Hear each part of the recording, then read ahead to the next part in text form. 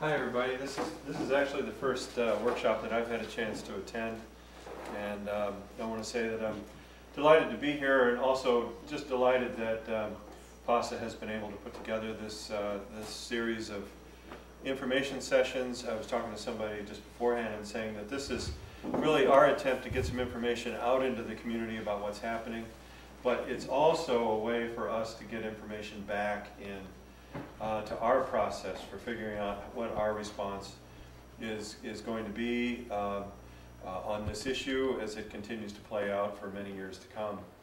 PASA has traditionally, as Leah said, been involved in providing education to farmers. And in recent years we've been pulled more and more into policy kinds of issues because there's more and more policy kinds of things that are affecting what farmers do.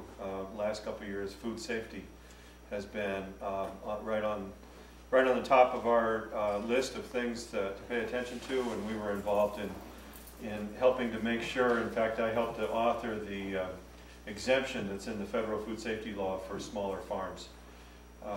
And so that's the kind of thing that we're interested in. We're very concerned about the effects of Marcellus shale drilling on all farms, not just smaller ones, and on the ability of communities to get good, healthy food right from where they live. So that's why we're doing this, and so please see this as an opportunity to also let us know what's important to you. So thank you. Tonight we're going to talk about legal issues involving Marcellus Shale, mostly from a landowner perspective. Before I start, I think sometimes it's helpful for me to get an idea of the various interests that people have in the audience, and that can help me to tailor the direction of what I'm talking about.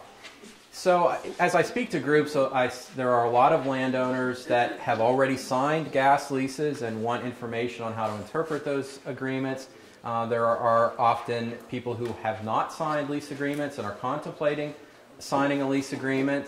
There may be landowners that have shallow wells and their land's being tied up by those shallow wells. There are landowners that may own the surface but not the natural gas rights underlying the surface. And there also can be just general members of the public that are just general concerned citizens. So I'd like to get a feel for the interest that you have in the audience. So as I read or state a group, if you could just raise your hand to just indicate that that's kind of the group that you fall into. So first of all, landowners who have already signed leases. Okay. Landowners that have not signed leases but are contemplating signing a lease. Okay. Landowners that may have their land being held by production from a shallow well. Okay. And landowners that own the surface but not the subsurface. Okay, and just concerned citizens. Okay. Okay, so we have the spectrum, which is pretty typical for an audience. So as we get started, Leah, is there a advance? Okay. Okay. Okay, so what I'll cover tonight, first of all, I'll just give you a little bit of an introduction so that you know what my background on the issue is, where I'm coming from. Then we'll talk about a background of Marcellus Shale, getting some non-legal issues to just introduce the legal issues that we'll be discussing. Then we'll discuss some leasing issues and move on to surface owner issues, and then discuss some general oil and gas law concepts to help you understand some of the topics that we've discussed previously. Then we'll discuss the statutory and regulatory overview for natural gas exploration in Pennsylvania, and then talk about some statutory enactments and some of the issues, legal issues that are on the horizon. So first of all, just some background about the Agricultural Law Center. It was established by state statute in 1998 at the time that Penn State and the Dickinson School of Law merged. The thought at that time was there really did not exist a central entity to compile and disseminate information to the various groups that were impacted by legal issues. So the Ag Law Center was established, and the purpose of the Ag Law Center, I'm just going to move these chairs out of the way here. The purpose of the Ag Law Center was to be a resource for the wide variety of constituencies: farmers, agribusinesses, landowners, attorneys, and government officials. And the information that the Ag Law Center disseminates, it's done through a variety of methods. Presentations such as today, more involved in educational programs, publications, either print or online. We have a monthly electronic newsletter. We have a website. We're just starting some blogs. So those are all different ways that we disseminate information. We have a number of different resource areas on our website that take a particular area and provide in-depth information on that. So these are some of the resource areas in the agricultural law topics other than natural gas. And with regard to the Marcellus Shale, we have a resource area that compiles Penn State resources, case law, so court opinions from the last few years, as well as statutes, regulations, and some other legal related links. And to get to our Marcellus resources, you can go to law.psu.edu/Marcellus. And I mentioned blogs. We're just in the process of starting some blogs. So if you want to keep up to date on legal or legal related developments related to Marcellus Shale, you can visit our blog. Okay, so let's talk about some Marcellus Shale background. And I don't think we have addressed questions, but if you have questions as we go forward, please feel free to ask them as the question arises rather than holding all of the questions until the end. Okay, so as we talk about just a background of oil and gas in Pennsylvania, I think it's helpful to remember that the first commercial oil well was drilled in Pennsylvania, in northwestern Pennsylvania in 1859. Pennsylvania also had a very large amount of natural gas extraction in the late 19th century. The Haymaker well was not the first natural gas well, but it was a very productive, somewhat of a game changer in the early development of natural gas. And that was in near Murraysville, Pennsylvania, about 30 miles outside of Pittsburgh. And the gas from the Haymaker well, along with other gas from the nearby gas fields in Murraysville, were piped into Pittsburgh. So in 1883, Pittsburgh was the first major city to have natural gas piped to it. And looking at the data from the early 20th century, just to give some perspective on Pennsylvania's early role in natural gas development, 43% of the total value of natural gas extracted in the U.S. was from Pennsylvania. 37% of the active gas wells in the U.S. were in Pennsylvania.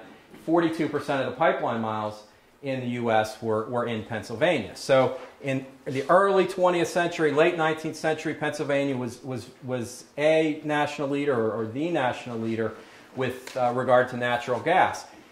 As we move through the 20th century and look at some similar data in 2005, you see that Pennsylvania's production of natural gas declined, and it was now ranked 16th nationally.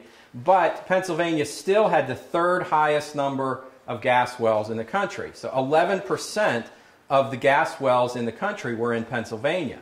So that paints the picture of a lot of wells that are shallow producing, large or shallow wells that are relatively low producing wells. Then in 2005, the first Marcellus well, or the first gas was extracted from a well drilled into the Marcellus formation, and that really transformed the industry in Pennsylvania. There began to be a much greater number of wells being drilled. There was an expansion of natural gas activities into parts of Pennsylvania that did not have historic gas production. New technologies and techniques or adaptations of existing technologies and techniques were necessary to extract the gas. There was a lot of dollars that were at stake. And we started to see international companies beginning to get involved. So all of these topics or all of these items created a much greater interest in the developmental activity. So what does that background tell us? Why is that important from a legal perspective? Well, in the late 1800s to early 1900s, Pennsylvania was a national leader in the development of oil and gas law. As you move through the 1900s into the early 21st century, there was really a relatively small amount of development of oil and gas case law in the courts, and the position we were in the early 21st century is that our regulatory framework was largely based on historic production. So it was not based on the techniques that were being utilized at that time. It was largely based on the historic production that we have kind of gotten used to over the years. And as courts were deciding issues, oftentimes they're relying on precedent from the late 1800s or the early 1900s. So really beginning probably in 2008 and continuing on, we're starting to refine the legal framework. There are a lot more cases that are being decided by courts. There's a lot of discussion in Harrisburg in terms of what the appropriate statutes or regulations should be. And so I think we're really in somewhat of the early stages of refining the legal framework based on the activities that are occurring now, based on the Marcellus activities, and recognizing that this development really is different than the historic oil and gas development that we've seen in western Pennsylvania.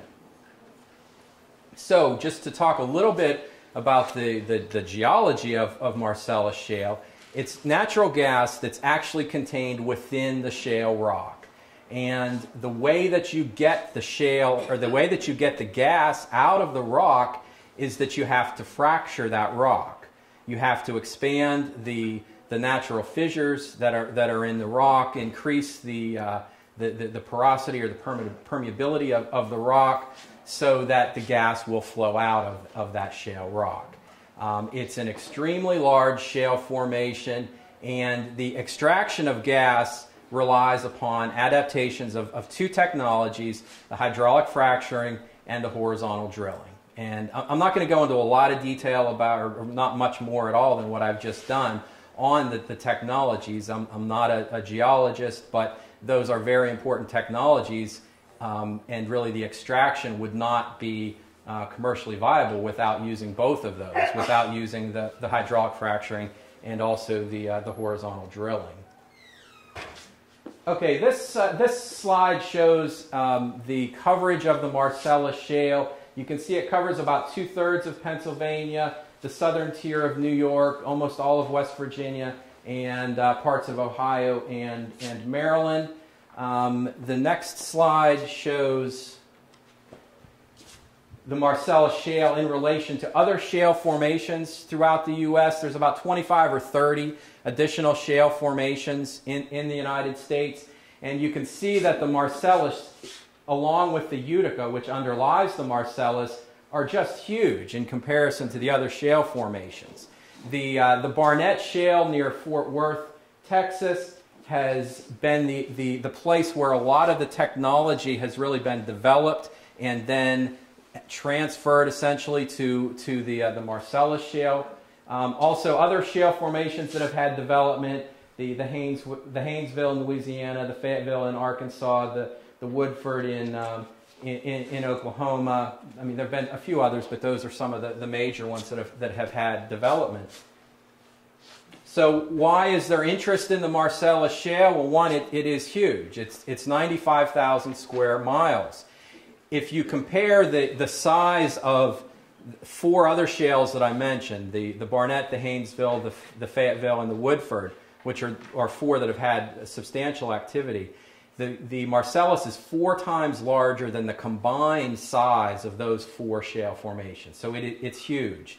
It's been very productive, which creates there also is a low break-even market price, and it's close to the northeastern cold weather cities. Natural gas is largely used for heating oil, and Boston, New York, Philadelphia, Washington, D.C., there's a large population base. A lot of heating oil is used. So by producing Marcellus Shale here, we don't have to transport gas from the Gulf. It's closer to the market. So those are all factors that make the Marcellus more advantageous than some of the other shale formations that have been developed. Okay, looking at the number of wells that have been drilled since the initial production in 2005, and you can see the number of wells really has increased at almost an exponential rate, from only 2 wells in 2005, jumping up to 11, then 34, and then in 2008 you started to see a really rapid increase from 210 in 2008, increasing to 768, and then last year increasing to 1454. And I think the numbers have somewhat stabilized in 2011 relative to 2010, so we're not seeing that continual increase. Looking at where these wells are distributed throughout Pennsylvania, this slide works its way through each year and shows you where the wells were drilled, beginning in 2007, 2008, and up through 2010. And you can see there are 2 areas where there has been the greatest level of development. The one area is in southwestern Pennsylvania in Washington, Greene, and Fayette counties. The second area, which has had the largest concentration, is in the northern tier in Bradford, Tioga, Susquehanna, and then Lycoming County. So those 2 areas have accounted for a large majority of the total number of wells, but wells have been drilled in over 30 different counties in Pennsylvania. And you can see that, that Jefferson County, it looks like 2009 was the first Marcellus well in Jefferson County. Clarion, I think there's been pretty much about a similar level of development in Clarion County as well. So I'll just let this cycle through one more time, just so you can kind of get a feel for where the development is occurring.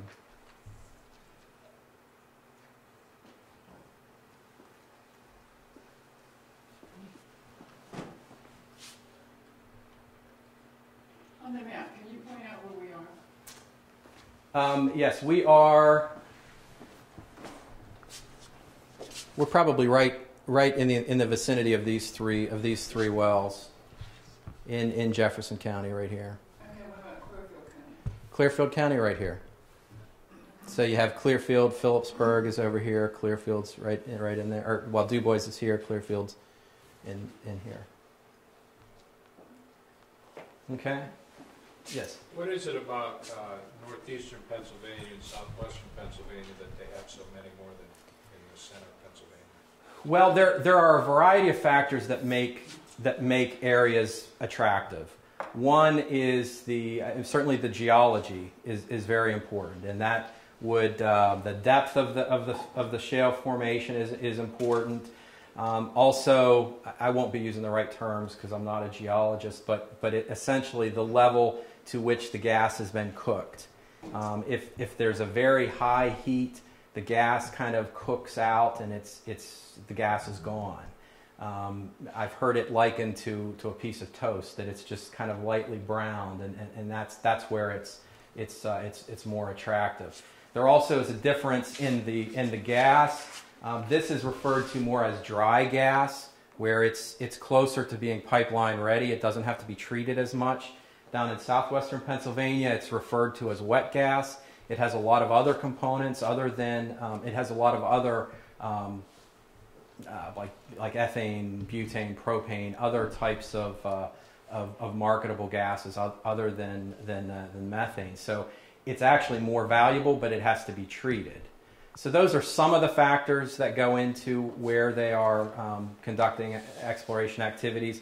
It also, over the long term, where there's a pipeline infrastructure or where other facilities or other auxiliary facilities, that can impact where they are drilling. But I think the drilling that occurred, the initial drilling in Washington County, it was actually not into the Marcellus Shale formation. It was into a different formation. It was a failed well, and the geologist convinced them to just try something out in the Marcellus.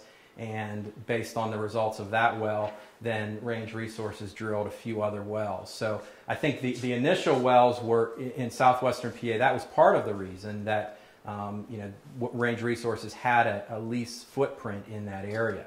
the Bradford County has been probably the most productive, or the wells in Bradford County have been very productive, and I think that has driven a lot of the exploration in Bradford County. But there did not exist a pipeline infrastructure in that area, so that was a limiting factor. There is more of a pipeline infrastructure in western Pennsylvania because we do have a history of gas drilling, even though this is, the pipelines for the shallow gas wells probably are not going to be sufficient for the Marcellus wells. It's a long answer. I don't know, did I get around to your question in there somehow?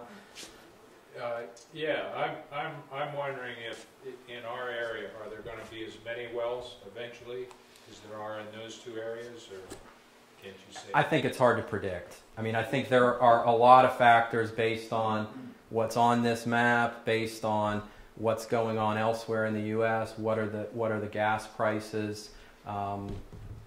So I think it's hard to predict what will occur and where it will occur. There are some sites online that supposedly project where those wells are going to be. Do you know if there's any accuracy to any of those? What sites? Where would the sites be? What types of sites would they be? I think the only individuals or the only entities that would really know where drilling is going to occur would be the companies that hold the lease rights and the companies that would have the capability of drilling. And I'm sure the companies do have plans. They have an idea of what their intentions are, but those plans can change based on external factors. Now, I've seen, I'm thinking of one example in particular where a company that has a lease footprint in, I think, Tioga County indicated how many wells they intended to drill in Tioga County. But that would take a number of years to drill, many, many years to drill those wells. There's a somewhat limited or somewhat finite number of drilling rigs that exist. And as rigs come into Pennsylvania, those rigs, companies keep them busy. But the number of wells that ultimately is going to be drilled is based on partially the availability of the drilling rigs. So you might see predictions of the number of wells, but I think they're predictions, and I'm not sure what data they're relying on, because really the only entities that control that are the companies that hold lease rights. And is that public knowledge? Is that available? As far as who holds lease rights? Or where the leasing rights, well, not necessarily, I guess, leasing rights, but for us to somehow find out what wells are going to be drilled and when, at what time. A company, before they drill a well, they have to get a permit.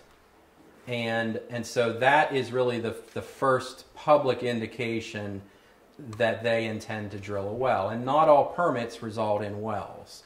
Probably about half of the permits wells are ultimately drilled.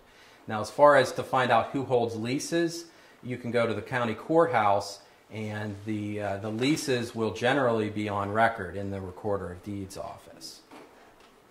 Yeah, Steve? Well, I just wanted to point out there, the Pennsylvania Land Trust, working with gas companies, produced a report some years back on both wind energy and natural gas energy projections, and shows a very detailed maps of projections of how the Marcellus wells will play out over the next 20 years.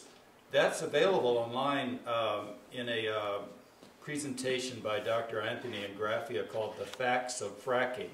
If you were to Google The Facts of Fracking, you would see a lecture by Dr. Ingraffia up at Cornell University where he refers to that and shows slides from that report, which was done in conjunction with gas companies when they produced it.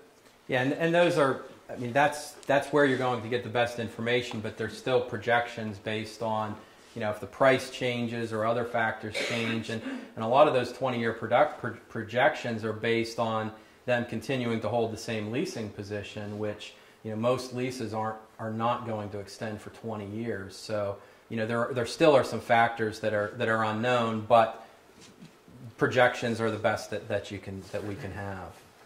If you have property that's under lease for natural gas, can they be leased also to Marcellus Shale through a different company?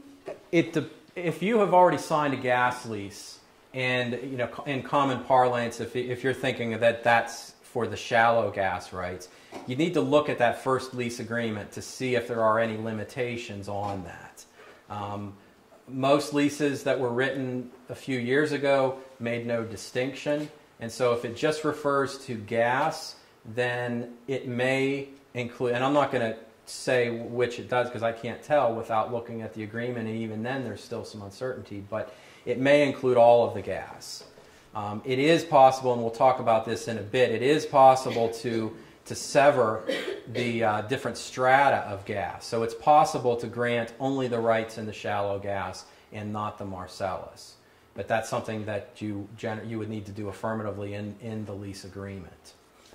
Well, wait a minute. If they didn't know about Marcellus gas 50 years ago, okay, it could still include it? It could. I mean, if the language in the lease agreement, as most lease agreements would just refer to oil and gas or natural gas. And if the lease just states natural gas, then you would have to interpret what's meant by natural gas. Does natural gas mean everything from the surface to the center of the earth? Or does natural gas only mean the natural gas that was commonly thought to be able to be extracted at that time?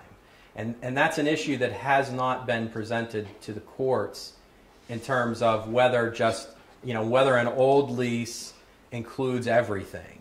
I think you could make an argument that it only means what was understood at that time, but I think you also could make an argument that if it says natural gas, it includes all of the natural gas. I mean, the gas that is extracted from a lot of the shallow wells, the sandstone wells, a lot of that gas migrated from the Marcellus Shale or other shale formations over the thousands and thousands of years. I mean, gas does migrate out of a shale gas, but it's very slow. And so in some cases, again, I'm not a geologist, but in some cases the gas that has been extracted made from the sandstone wells, and the caveat again, I'm not a geologist, Larry. So. Yeah. Depth of a sandstone well and the depth of fracking. Don't you? Well, there are a number of different shale formations. There, the depth of the sandstone formation, some of them are actually fairly deep wells. So it's an issue of where's the reservoir where the gas collected. I mean, the gas will rise out of a source rock such as shale, and it will collect in a reservoir, or what's called a reservoir rock, because the gas has been trapped from, it can't migrate anymore because it kind of hits a cap rock.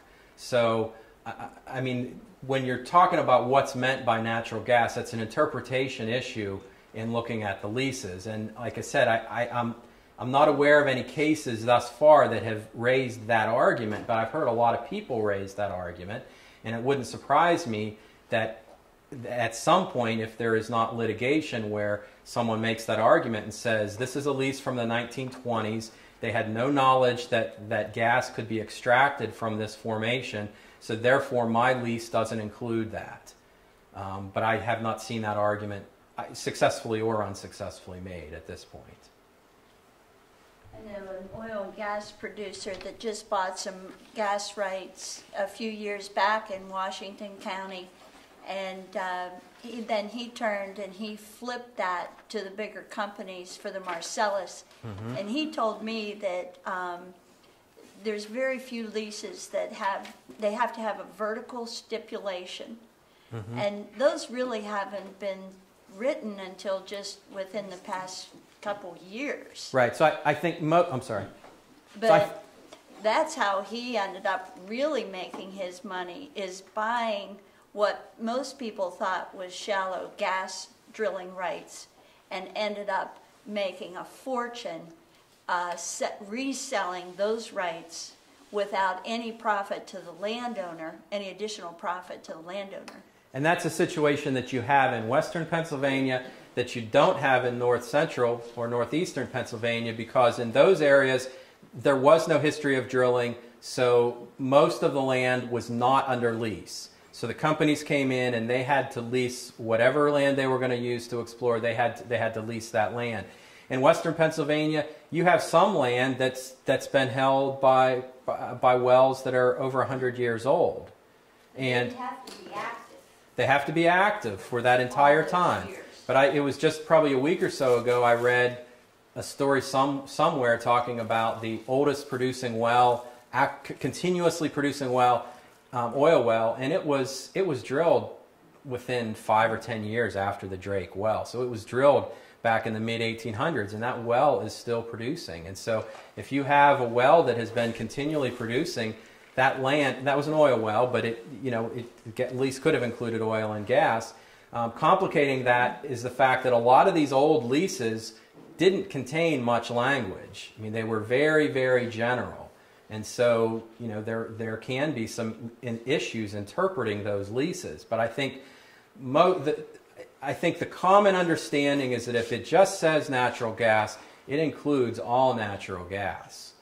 But, like I said, I would expect that at some point there will be litigation and someone will make the argument that you've made, that it only means what was intended at that, or what was understood at that time, and we may get a definitive answer on that. This is my question too, is fracking is making millions and millions of dollars, and there's big money going to people hauling it, people drilling it, people involved with it, but the landowner and the people that have the leases get nothing, basically. We'll talk about leases in some more detail. Okay, in fact, here we are. Yeah. Okay. So we'll talk about the leasing process, and there are some minimal protections under state law. But the relationship between a gas company and a landowner is largely the product of that lease agreement. So the process for leasing land normally will start when a representative or someone with interests aligned with the gas company will approach the landowner with a standard document seeking the landowner to sign that document. Now, certainly that document's prepared by the gas company, it's protecting the gas company's interest, it's not necessarily protecting the landowner's interest. So the landowner should have that lease agreement reviewed with an attorney and should prepare an additional document referred to as an addendum, which changes any terms in the lease agreement or adds any terms to the lease agreement that are silent in order to make sure that the landowner's interests are protected. Some gas companies will already have an addendum prepared, so they'll come to the landowner with a lease and with an addendum, and their addendum generally does have provisions that are more favorable to the landowner. But still, just because they have something called an addendum doesn't mean that it's protecting all of your interests. So you should still review that addendum, and maybe you may need to prepare an additional document to make sure that your interests are protected. Now, the reason that you prepare an addendum rather than just changing the oil and gas lease agreement is because companies generally know what's in their agreement, and that agreement may be assigned, and they just want to know what's different about this lease agreement. So in an addendum, you're highlighting what is different from the standard lease agreement. So that's why you have this process of having multiple, a lease and an addendum and maybe even a second addendum. It's extremely important that the addendum contain language saying if there's any conflict between the lease agreement and the addendum, that the terms of the addendum are going to govern. That way, if the lease agreement would have a certain figure for setbacks and you want greater setbacks, you put that in the addendum. Instead of having those terms conflict, it would be clear that your setbacks in the addendum are what are going to control the situation. And again, to highlight, it's extremely important to negotiate everything ahead of time, because this agreement will govern nearly all of the terms between the gas company and the landowner, And as we'll see in a few minutes, it can extend for a very, very long time. And it can bind you, your children, your grandchildren, your grandchildren's children, because the leases can last for a very long time. Okay, well, I've broken the lease down into 5 components. And we'll talk about each of these 5 components of the lease. First of all, the parties to the lease agreement. Second, the description of the property. Third, the length of the lease agreement. Fourth, the payment terms, which is what you are getting from signing a lease. And in any contract, you're getting something and you're giving something up. And so we'll talk about those rights that you are granting to the energy companies when you sign a lease agreement. Okay, the parties, it's relatively straightforward. The lessor is the person that owns the natural gas rights, the person that is signing the lease agreement. It's not necessarily the surface owner. It is possible to have the ownership of the surface and the ownership of the natural gas rights in different hands. Throughout this presentation, I'll refer to the landowner, and I'm referring, in most cases, I'm referring to the owner of the mineral rights. I think it's just a little easier to understand rather than talking about the lessor each time. The lessee, it could be an independent landman, it could be an energy company, it could be a local drilling company, or anyone else. And the lessee, in most cases, most leases will provide that the lease is assignable, meaning the lessee that you sign the lease with can sell that lease to someone else. And that's what was referred to earlier, where you have a lot of companies that may have drilled shallow wells. Then they will go ahead and assign that lease. They'll drill a shallow well or a few shallow wells, and then they'll assign that lease to another company who could drill a Marcellus well, and any payment that is received from assigning that lease will not go to the landowner. It will go to the company that holds the lease rights that assign those lease rights. And the assignment of leases happens a lot. And that highlights the importance of having everything in writing. Don't rely on any oral representations when you're signing a lease agreement, because that may not be the company that ends up drilling. The property in a lease agreement is going to be described very similar to what any other deed transaction would be. It will list the county and township, the meets and bounds of the parcel, the number of acres, the tax parcel ID, and also list the neighboring parcels. The length of the lease agreement is extremely important. And as I mentioned, these leases can extend for a very long time.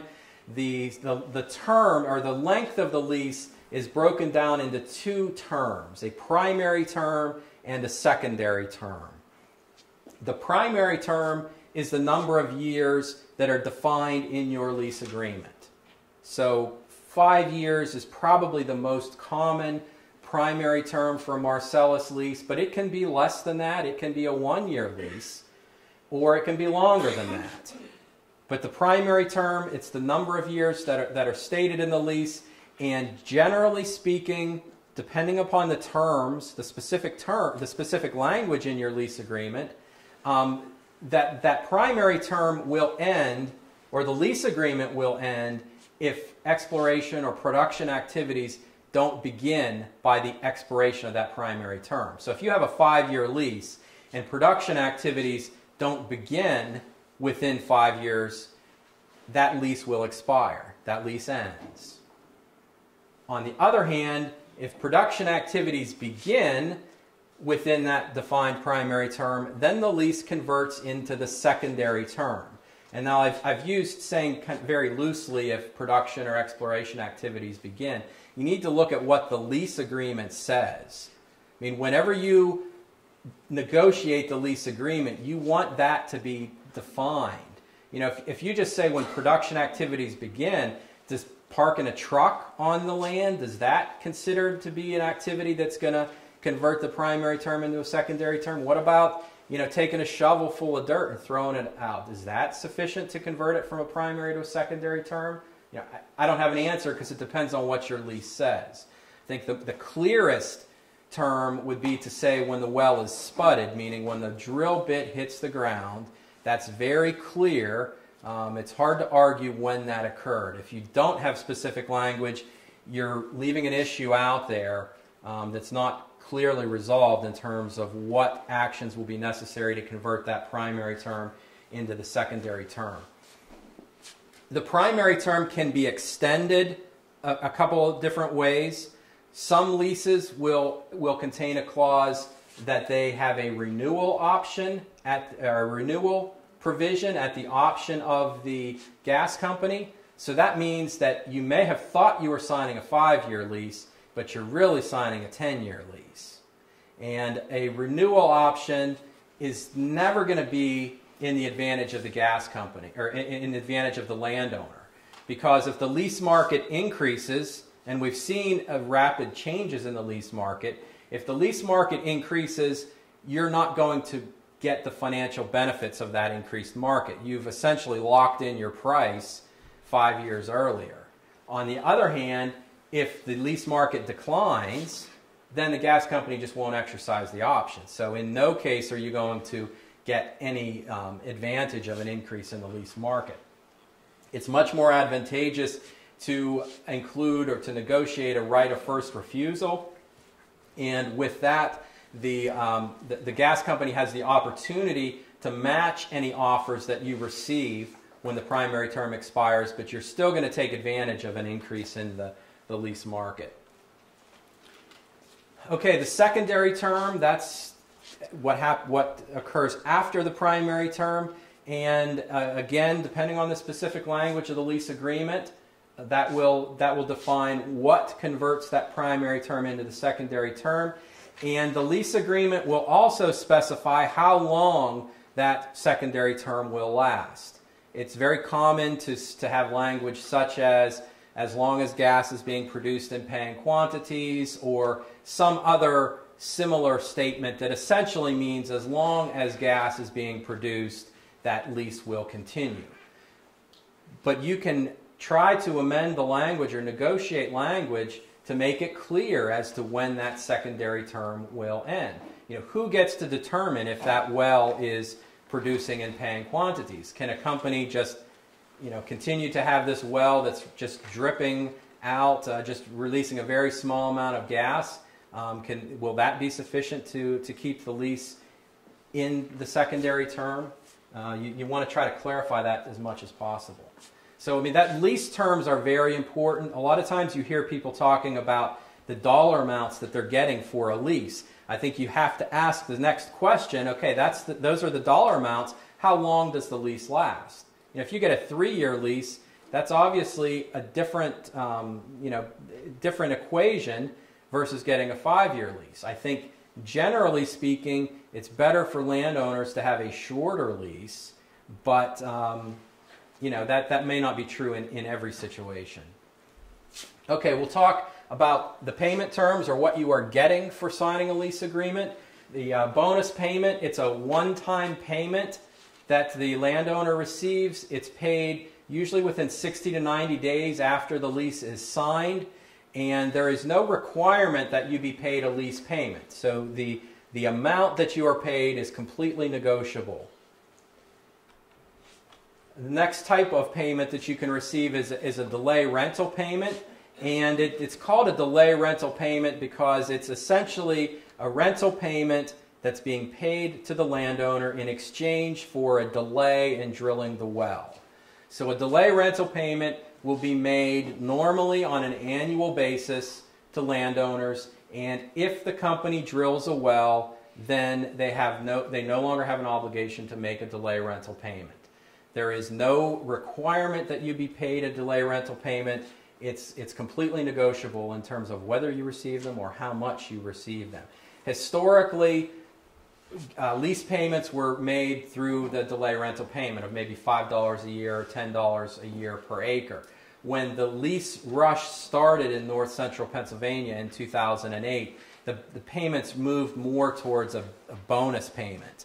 Now it's somewhat shifted back, but it could be paid in either way. And if you have any impact on how you're paid, you need to factor in potential tax consequences, as well as the potential of not receiving delay rental payments in the future. So, getting an upfront bonus payment may be better because you're getting your money now, whereas you may not get it in the future if it were structured as a delay rental payment, but you also may have some tax consequences of doing that.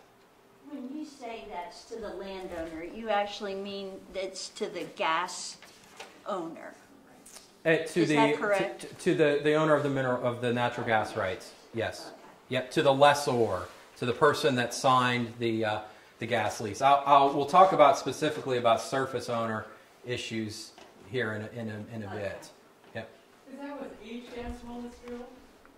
I'm sorry? Is that with each gas well that's drilled? Most leases will provide that if they drill one well on your property, that their obligation to pay delay rental payments will terminate.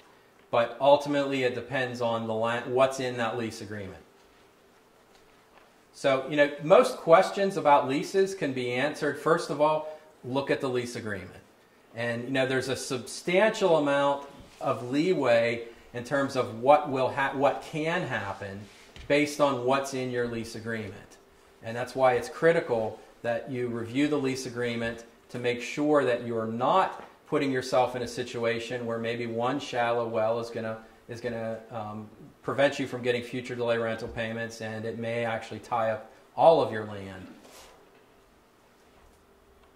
Yes. Are delay rental payments deducted once production starts? Are they deducted from royalties? Again, look at the lease, but normally they will not be. Normally, you will receive the delay rental payments, and they are completely independent of any obligation that you get for royalties. Now, a royalty payment are the payments that are paid when the natural gas is removed from the land, and this is the only type of payment that is required to be made to the landowners, or to the owners of the natural gas rights. And the royalty must be at least 12.5%. A landowner can negotiate a higher royalty percent, but the minimum is 12.5%. And for many, many years, 12.5% was the standard. That's what every lease provided for. Today, I don't think it's accurate to say that 12.5% is the standard. I think it's probably more of 15%. Some leases will be paid in excess of 15%. Again, that's a negotiating a figure that is subject to negotiation. Yes. If your lease is sold, do you maintain your lease with the second company? In other words, if you negotiated 18% royalties, are you still going to get 18% royalties if your lease is sold? Yes. When a lease is assigned, the terms of the lease do not change. So the company that holds the lease will be different, but all of the terms will be the same. Another type of payment you can receive is a shut-in royalty payment. This is a payment that's made to the lessor when a well is drilled, but the gas is not yet being marketed. And the failure to market gas could be due to a lack of pipeline infrastructure. It also could be due just on economic circumstances that the gas company just decides that they choose not to market the gas. Whether or not you're paid a shut-in royalty, the frequency, the amount, that's all the subject of negotiation. Again, there is no requirement that you be paid a shut-in royalty payment. Free natural gas historically was something that landowners always wanted to have included in their gas lease. If there is a free gas clause, generally speaking, the landowner will be responsible for getting the gas from the wellhead to the residents. With the Marcellus leases, they do not include free gas provisions generally. I mean, it's at a higher pressure. There are some reasons why it's not as attractive to negotiate this, and most companies just do not include this in their standard leases. I mean, you could try to negotiate a free gas clause, but it's not something that is companies don't like these because it creates some liability issues for them. So they may give you a payment in lieu of free gas, but most Marcellus leases will not include a free gas provision. Some other payment opportunities, some leases will provide a well siting fee, meaning if a well is on your land, you will get an additional payment. Also, some leases will contain storage rights, giving the gas company the right to use your land for storage. I think it's generally in the landowner's interest to get those out of the standard lease agreement, and if they want storage rights, have them come back later and you can negotiate that separately. Pipelines are really the same way. Pipelines are that can tie up your land without you getting a well, and it's generally advantageous for a landowner to pull those out of the standard agreement. If they want to use your land for pipelines, they can come back later and you can negotiate that separately. Now, it's important to point out that storage rights are something that are held by both the surface owner and the holder of the natural gas rights. So if the rights are severed and they want to use your land for storage, they're going to approach both the owner of the surface estate and the owner of the natural gas estate. With regard to pipelines, those are a right held by the surface owner. So if a company wants to use your land for pipelines, they're going to come to the surface owner to get that agreement rather than the owner of the natural gas rights. Is the storage above ground or below ground? Below ground. Yes, Steve. If you're in a split estate situation and they want to put a pipeline across your land, do you have to let them? If this is not servicing a well that's on your property, then you can choose to let them or choose not to let them. You have no obligation to require to give them permission. Now that's generally speaking. Now, if your land is included with neighboring land, or if the rights to your land are included with neighboring land in a pool, then I think it's not as simple in that case. But if generally speaking, if you own the surface, you control how that surface is used. What makes it more complicated in that case?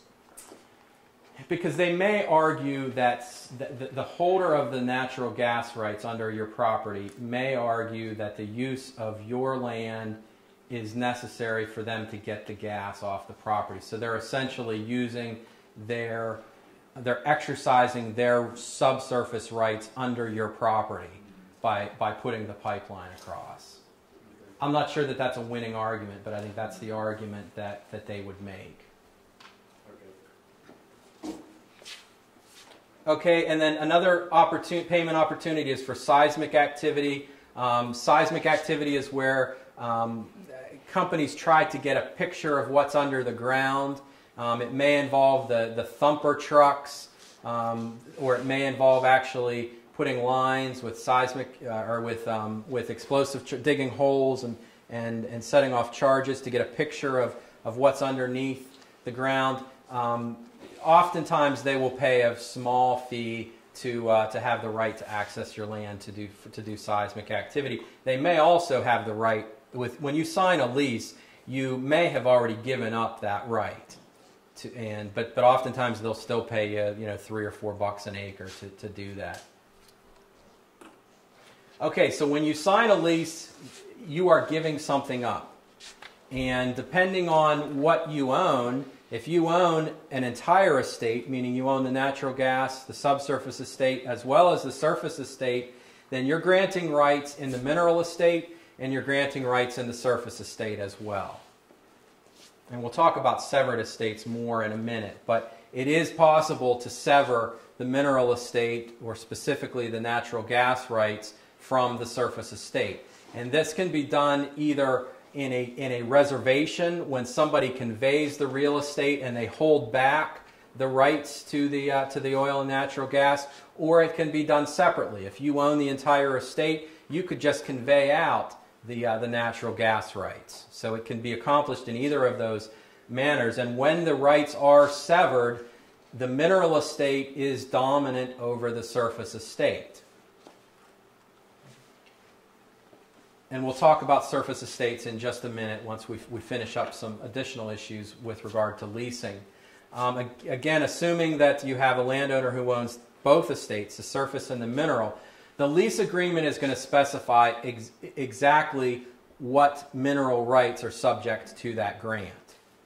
And I think it's advisable for landowners to limit that.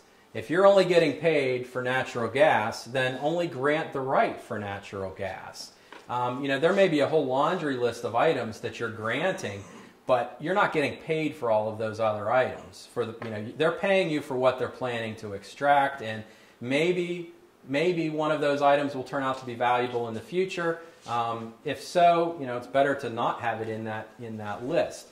It is possible to include a horizontal severance clause where you are limiting the development to a specific strata. Maybe you're limiting development to the rights or to the gas above the Marcellus. Maybe you're only limiting it to the Marcellus. And I think this is something that you need to think about now as we're recognizing that there are different values associated with different strata.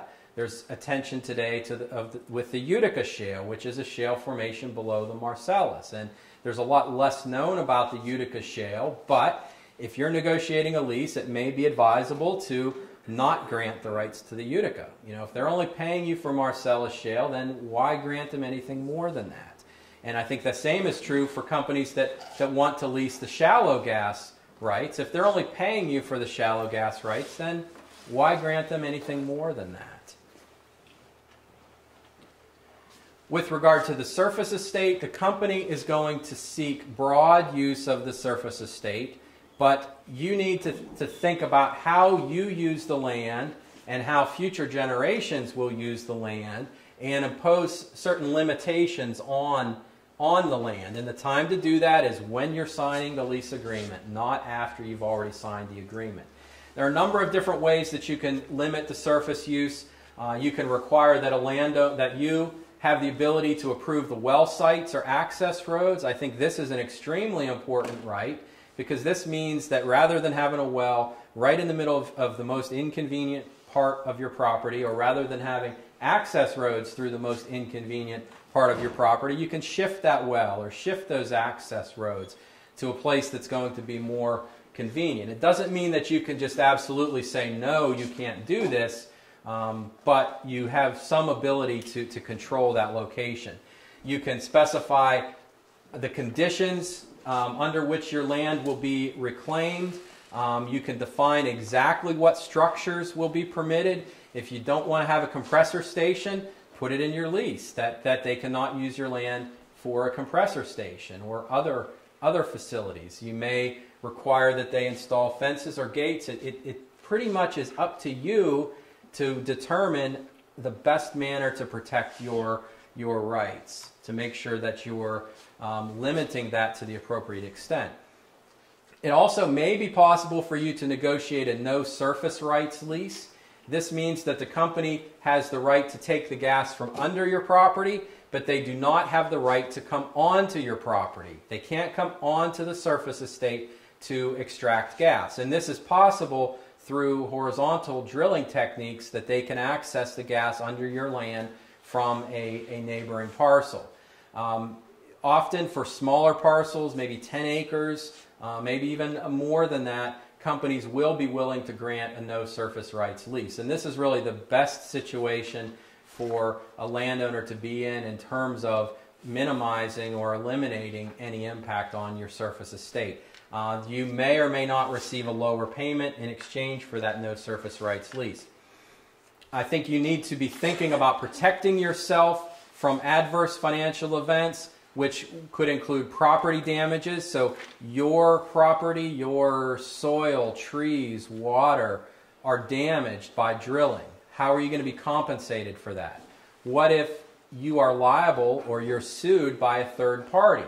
If somebody's riding a snowmobile on an access road and they get injured and they sue you, are you going to be protected or indemnified by the gas company?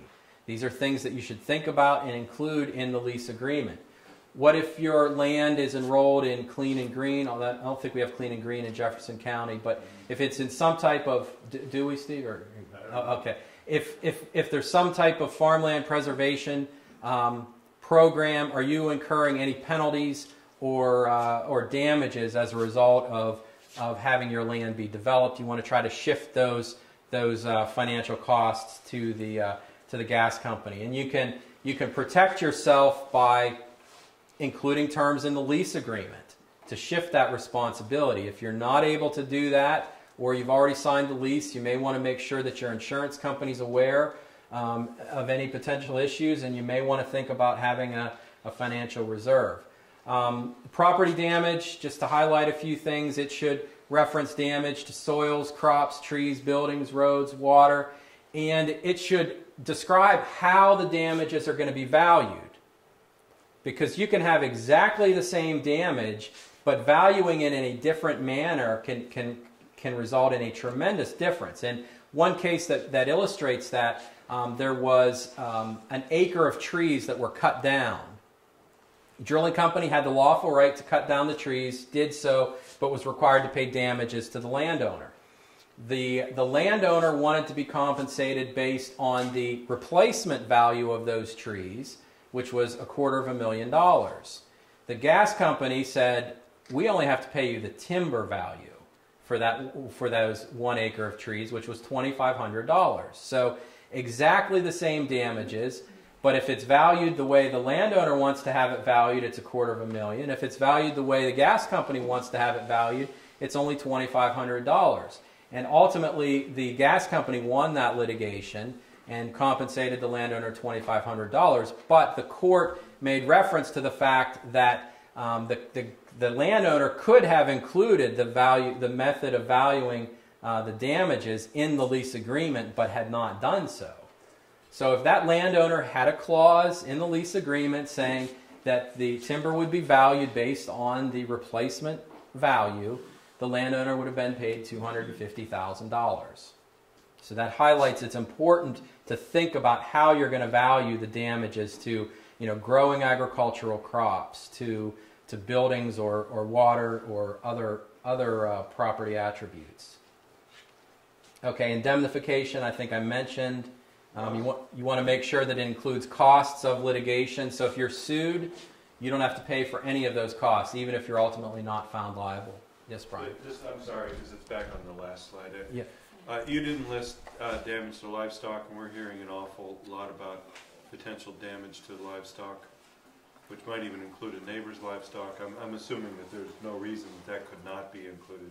Absolutely not. I mean, you have to think about how you use the land and have some foresight as to how the land might be used in the future and include all of those potential provisions. Now, if it's your livestock or if it's your neighbor's livestock, I think it's a little bit different because your livestock would be included in a damage provision. Your neighbor's livestock would be included in an indemnification provision because you don't want to incur liability if your neighbor's livestock are harmed.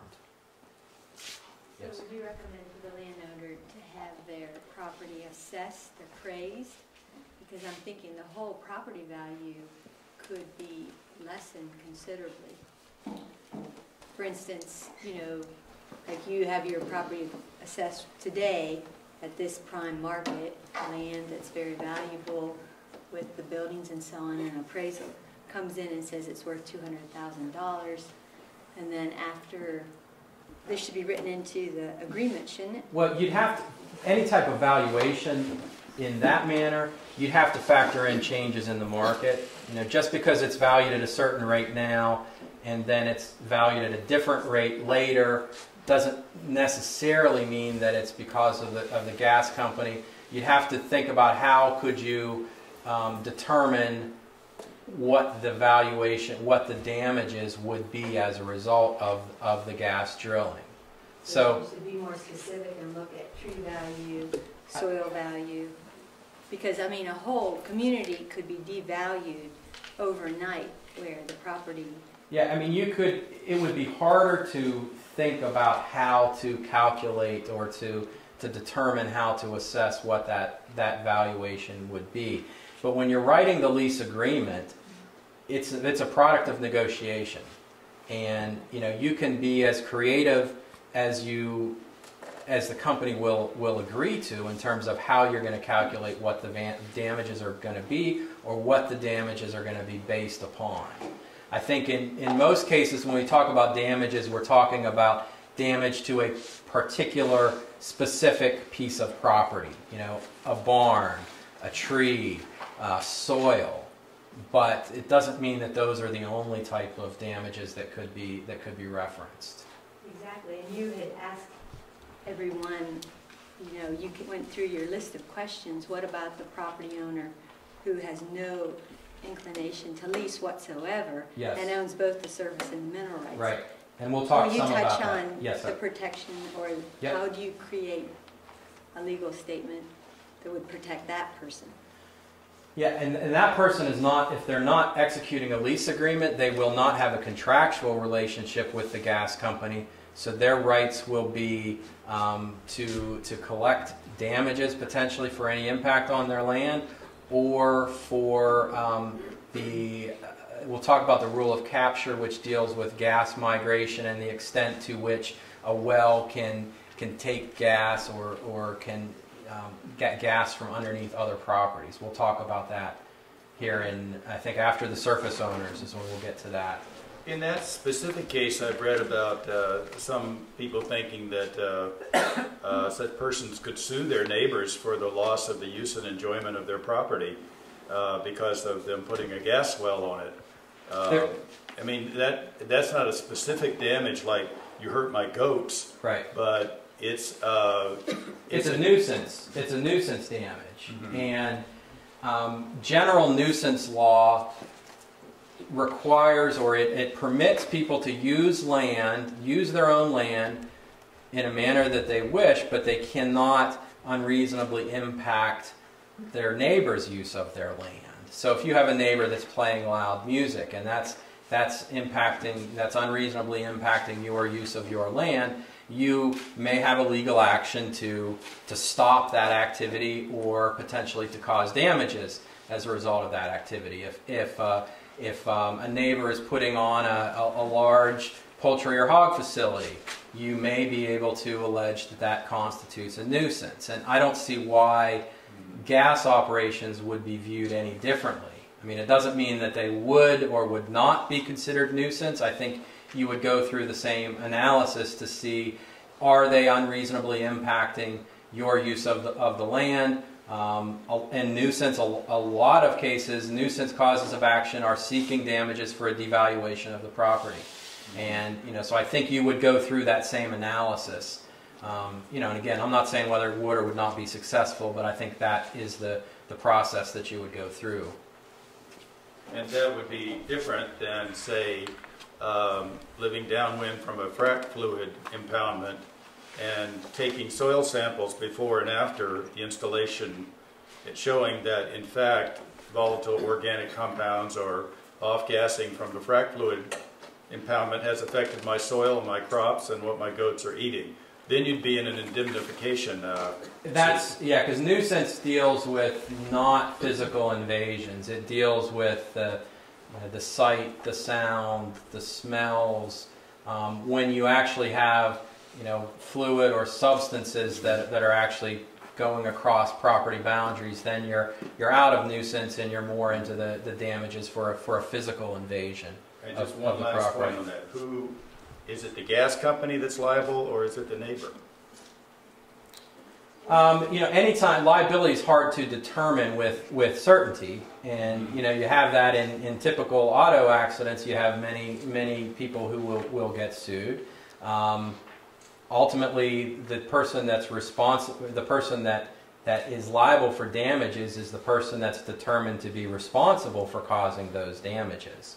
And so, that's a general statement, but that's why from a landowner's perspective, if you're negotiating a lease, you want to include an indemnification clause. So if you are sued for whatever reason, whether it's going to be successful or whether it's going to be unsuccessful, you want the gas company to pay for all of the liability that you incur as well as your legal expenses. So if the answer to that question, if the landowner had an indemnification clause, then ultimately the gas company is going to be completely responsible for that.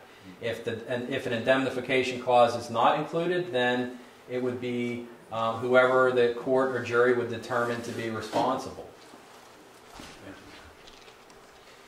Okay, and we mentioned the farmland preservation provisions. I mentioned storage rights, that in your standard lease agreement, you should avoid granting those storage rights. If they want to use your land for storage, they can negotiate that separately. Pipelines are really the same way. You should not include those in your standard agreement. If you do sign a pipeline right-of-way, you want to be very specific on what land is included in that pipeline right-of-way. I've seen right-of-way agreements that basically would give the company the right to put the pipeline wherever they want to on your land.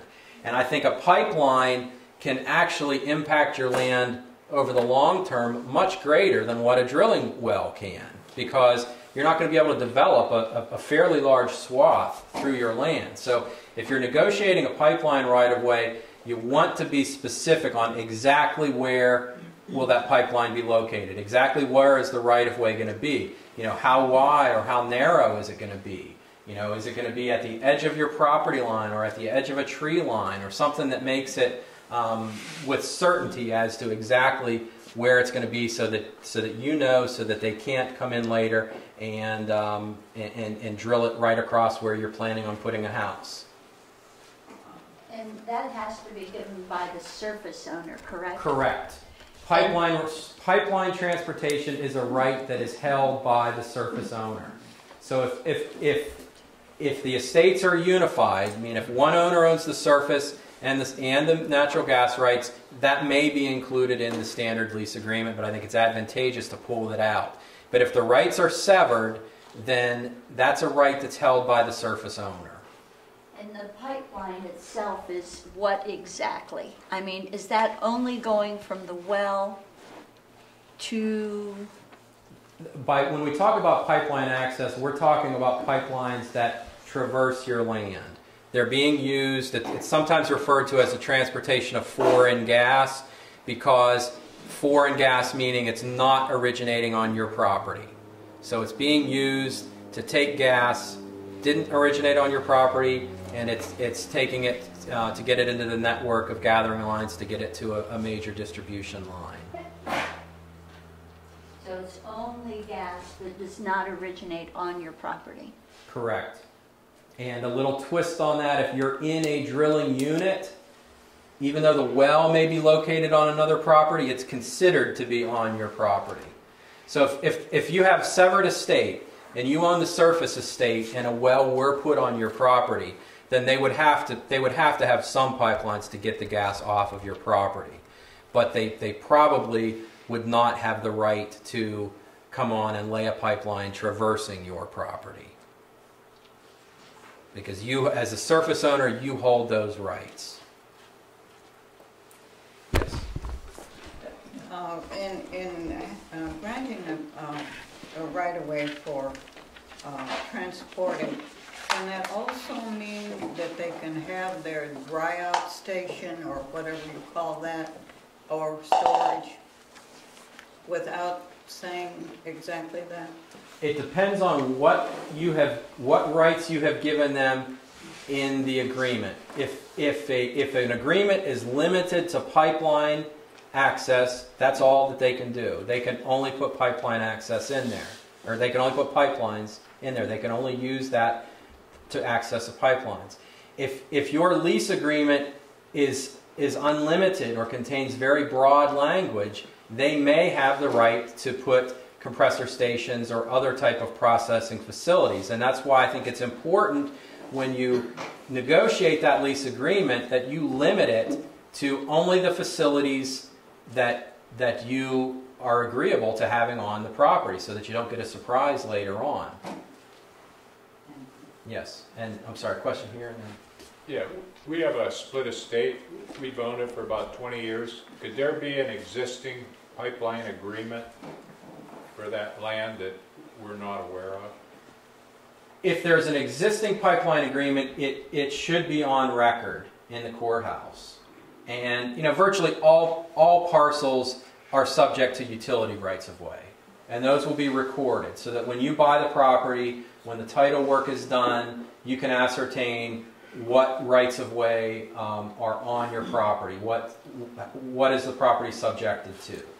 So any right-of-way should be of record. If it's not of record, meaning if it's not recorded in the courthouse, it may not actually have legal validity to someone who didn't sign that right-of-way. So if you're a future purchaser and the right-of-way is not recorded, it probably is not going to be binding on you. So you should have, by doing a title search, you should be able to find out any rights-of-way that your land is subjected to. But that pipeline agreement, it could be in the original gas lease that was signed by a previous owner? Yes. Yes, it could be included in that gas lease. So if you want to find out exactly what rights, if you don't own the natural gas rights and you want to see exactly what is included in that lease, you need to do title work to go back and see what exactly what's the language that's in that original agreement. Yes. One of the things that's useful to remind people too is that it's often useful to limit how many pipelines go down your pipeline. So if I lease you my pipeline, right, doesn't mean that you can turn around and sell that to the next guy, and suddenly you've got.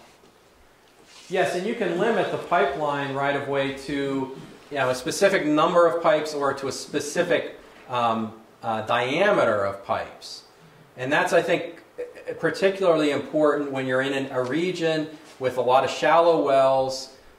You can limit the pipeline to essentially what's only going to transport what's only going to be used for the shallow wells, or pressure. That's another way to limit it. That only a certain amount of pressure can be used, and that's a way to limit it to prevent Marcellus gas, because the rights that you're paid are different. Or the amounts that you're paid for granting that right of way is different if it's going to be used for Marcellus gas or if it's going to be used for the traditional shallow gas. So if you know how they're planning to use it, you can limit, because they're only paying you for for their intended use. So you want to make sure you put limitations on there so that you're not granting more than what you're getting paid for. Something you said a moment ago I didn't quite catch, it really troubled me, about being in a planned development unit, which is of course an aggregation of properties for, say, a mile square worth of gas or whatever. It seemed that you were saying that if you were the surface owner only, like we are in a split estate, that just because you fell within a planned development unit, that your rights over your surface were somehow lessened. You might have to allow a pipeline even if you don't want one. Now, is that what you were saying? Your rights are not lessened, but when a unit is drawn up, it's as if the well is on your property. You know, if you look at it in the context of a unified estate, I think it's a little easier to visualize in a unified estate. But if you're in a unit, but the well is actually drilled on someone else's land, it's as if the well were drilled on your land. And I think that has similar application to severed estates. I'm not sure. I think there are some practical questions or practical issues that may make it be applied in a different manner whenever you look at what's reasonable use. I mean, ultimately, that's the question when you're talking about using the surface on a severed estate. What is reasonable? And so I think you may have a stronger argument that that particular use of your land is going beyond what is reasonable. But I think that the analysis of that it's essentially the same as if it were on your land, that's the same. But that doesn't address the reasonableness of the use. Well, in that respect, we have a 50-acre parcel. Reasonable access to the gas below it in the Marcellus can come in a number of ways, but why do I have to allow a pad, a 5-acre pad on our property? Why can't I say to the gas companies, you can only get the 50 acres of gas below us. You don't get to build a Marcellus pad. They get the neighbor's gas as well. That's not reasonable. And that's exactly the argument that you make. I mean, and then a court, if the court were presented with that issue, the court would determine whether or not that was reasonable or whether it was going beyond what would be reasonable. But Yes, they would. that's the fact. That's the issue, and it's a fact-based inquiry as to what is reasonable use. And we'll talk more about that. When you're looking at hiring an attorney, a lot of people ask, what should I look for? I think you need to make sure that the attorney has experience with gas leasing. You should understand how you're being charged. Is it by the hour? Is it by the acre? Is it a flat fee? And you should get this fee agreement in writing from the attorney. Yes? Can you ask that attorney if he does work for the gas drilling companies? Sure. I mean, you're free to inquire about the attorney's affiliation or past experience with gas companies. I don't know that should automatically exclude that attorney. I think there's some advantage of an attorney seeing things from both sides, but an attorney is not cannot take your case if they have a conflict of interest. They would be violating the code of professional responsibility. They'd be committing legal malpractice if they have a conflict of interest. So, I mean, simply having worked for gas companies may actually be an advantage. Some people may disagree, but certainly if they have a conflict of interest, if they're currently working with companies that are drilling or may acquire your lease, then you probably want to find someone else at that point. But that would be moving into where there's potentially a conflict. So he's obligated to tell you the truth. Yes.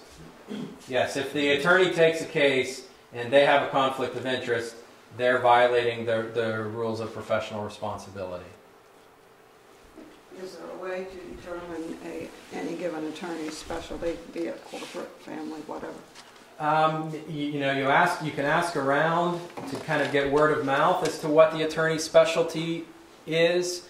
You may see in a phone book or other advertisements that would list the types of cases that they take. This is really no different than any other legal area in terms of finding out and finding an attorney that has some experience in that area. Sometimes landowners will collectively negotiate, and some groups have had success in negotiating collectively in increasing the amount of the lease bonus or royalty that they're receiving. I think it is extremely important to recognize, if you're going into a collective negotiation, that your interests are lined up with the interests of the larger group. Some groups are simply looking to maximize the lease bonus or the percentage, where you may have some specific unique ways that you want to limit the use of your property. For instance, if you want to have a no surface rights lease, you may not be able to get that in a collectively negotiated lease. So you need to make sure you understand what's the goal of this group in negotiating the lease, and does that line up with what my goals are. And you need to understand any document that you're signing, you need to understand exactly what rights you're giving up when you sign that document. I've seen a number of different situations. Sometimes landowners are signing powers of attorney, which authorize someone else to negotiate, and I think you need to be very careful about what you're signing, because you could be giving up substantial rights in a document that may not be a lease per se. Yes? When a power of attorney comes up at the end of the lease, and it gives them authority to sell and represent you and so forth, is that normal or is that excessive? I would be leery of granting any kind of power of attorney in a lease agreement.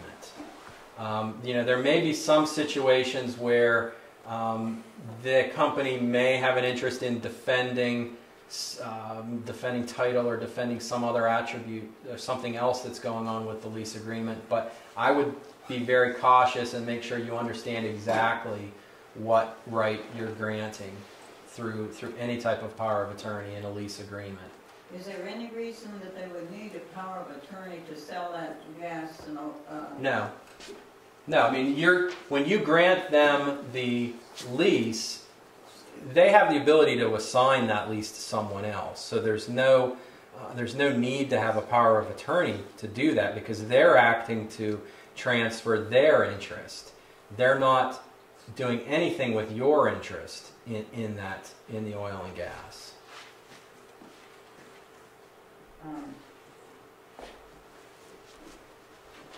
Okay, yep. Yes, Brian. So we've talked about this practice of assigning leases from one company to another, or assigning rights. Is there any way for a landowner to write into their lease with the initial company, the fact that they must also be consulted in any assigning?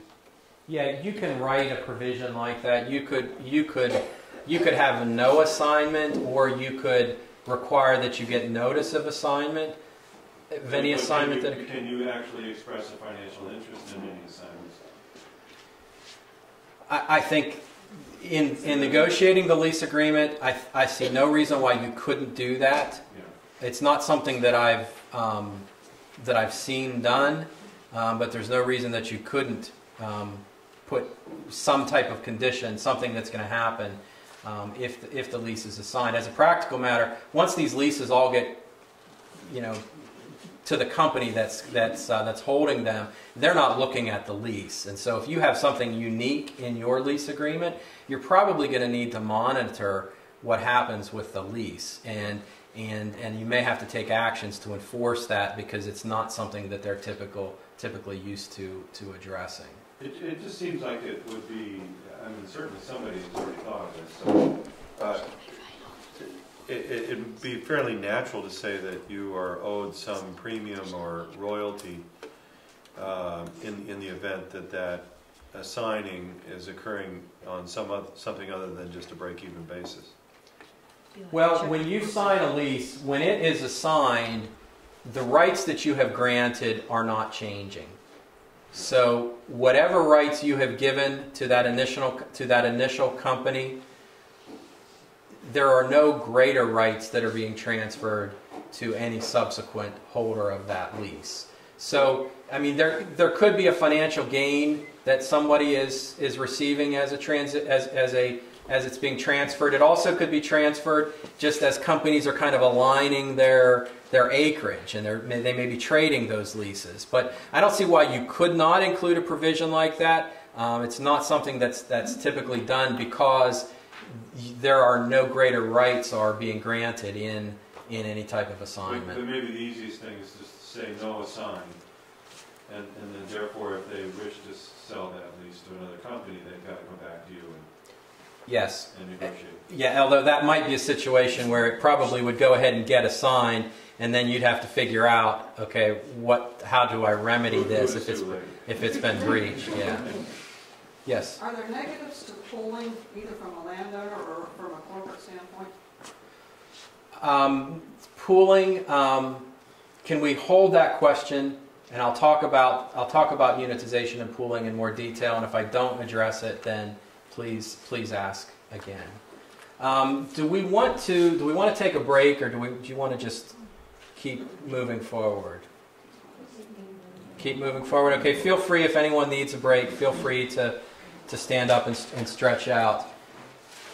This slide is just to give you an idea that all these different colors represent holdings, lease holdings that particular companies have, and this is just to illustrate that Range Resources may be a major company that's drilling, but they don't hold leases everywhere. They will lease in a particular area. So, I mean, this is somewhat dated, but I think in the area that we're in right now, I think Exco is the small area here. Then you have EOG has a holding. This looks like this Seneca that has a holding as well. So this just gives you an idea that companies pick particular geographic areas, and that's where they're going to focus their lease acquisition activities. And that can have an impact on how you negotiate. If there are 10 companies that are active in your area, then you're probably going to have a greater negotiating position than you will if there are only 1 or 2 companies in your area. Okay, so we'll talk about the surface owner issues. I guess it's important to remember that natural gas extraction necessarily involves some disturbance of the surface estate, but it does not necessarily involve disturbance on every surface estate. So, they don't have to drill, with the advent of horizontal drilling, they don't have to actually drill on your property, on your surface estate, in order to get the gas out from under it. Now, when you compare Marcellus wells with traditional wells, Marcellus wells have much larger well pads. There's a tremendous amount of water that's utilized, but they also can put multiple wells on one well pad. So that can actually result in fewer well pad sites, and they're using horizontal drilling, so they need fewer well pad sites in comparison with the historic wells. So with horizontal drilling, it is not necessary to access the surface on all parcels. We mentioned this before, that the mineral estate is severable, that the mineral estate is dominant over the surface estate. The owner of the surface estate is entitled to certain notifications, but the owner of the mineral estate is entitled to make reasonable use of the surface estate. Now, the notification requirements pursuant to the Pennsylvania Oil and Gas Act, the gas company must send the permit application to the owner of the surface estate, whether it's a severed or a unified surface estate, prior to applying for the permit.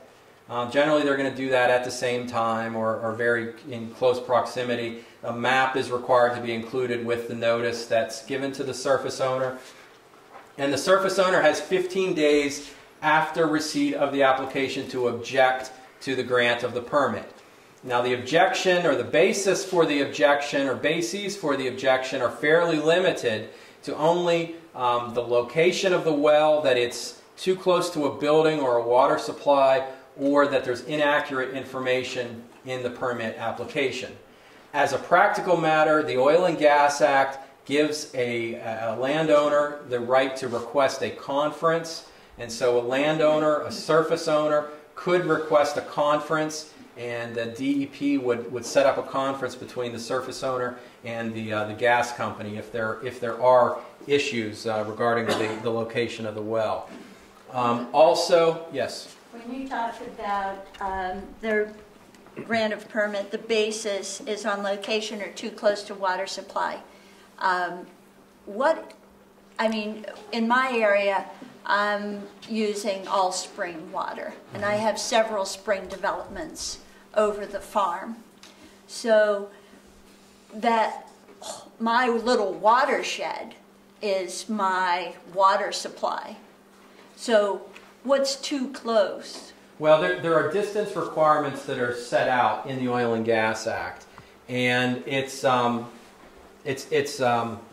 be careful I don't misstate these, but there are distances of 100 feet or 200 feet from different types of water sources. So water wells, streams, springs, it's either 100 feet or 200 feet that the setback must be from those water sources. Are they talking about spring supply?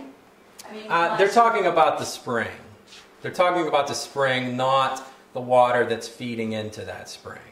Do you think that's something, though, that could be contested?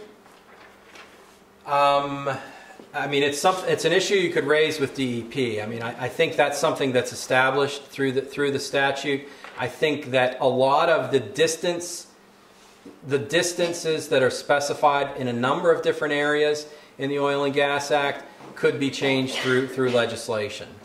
But as far as the law as it is now, those distances are specified, and it would be referred.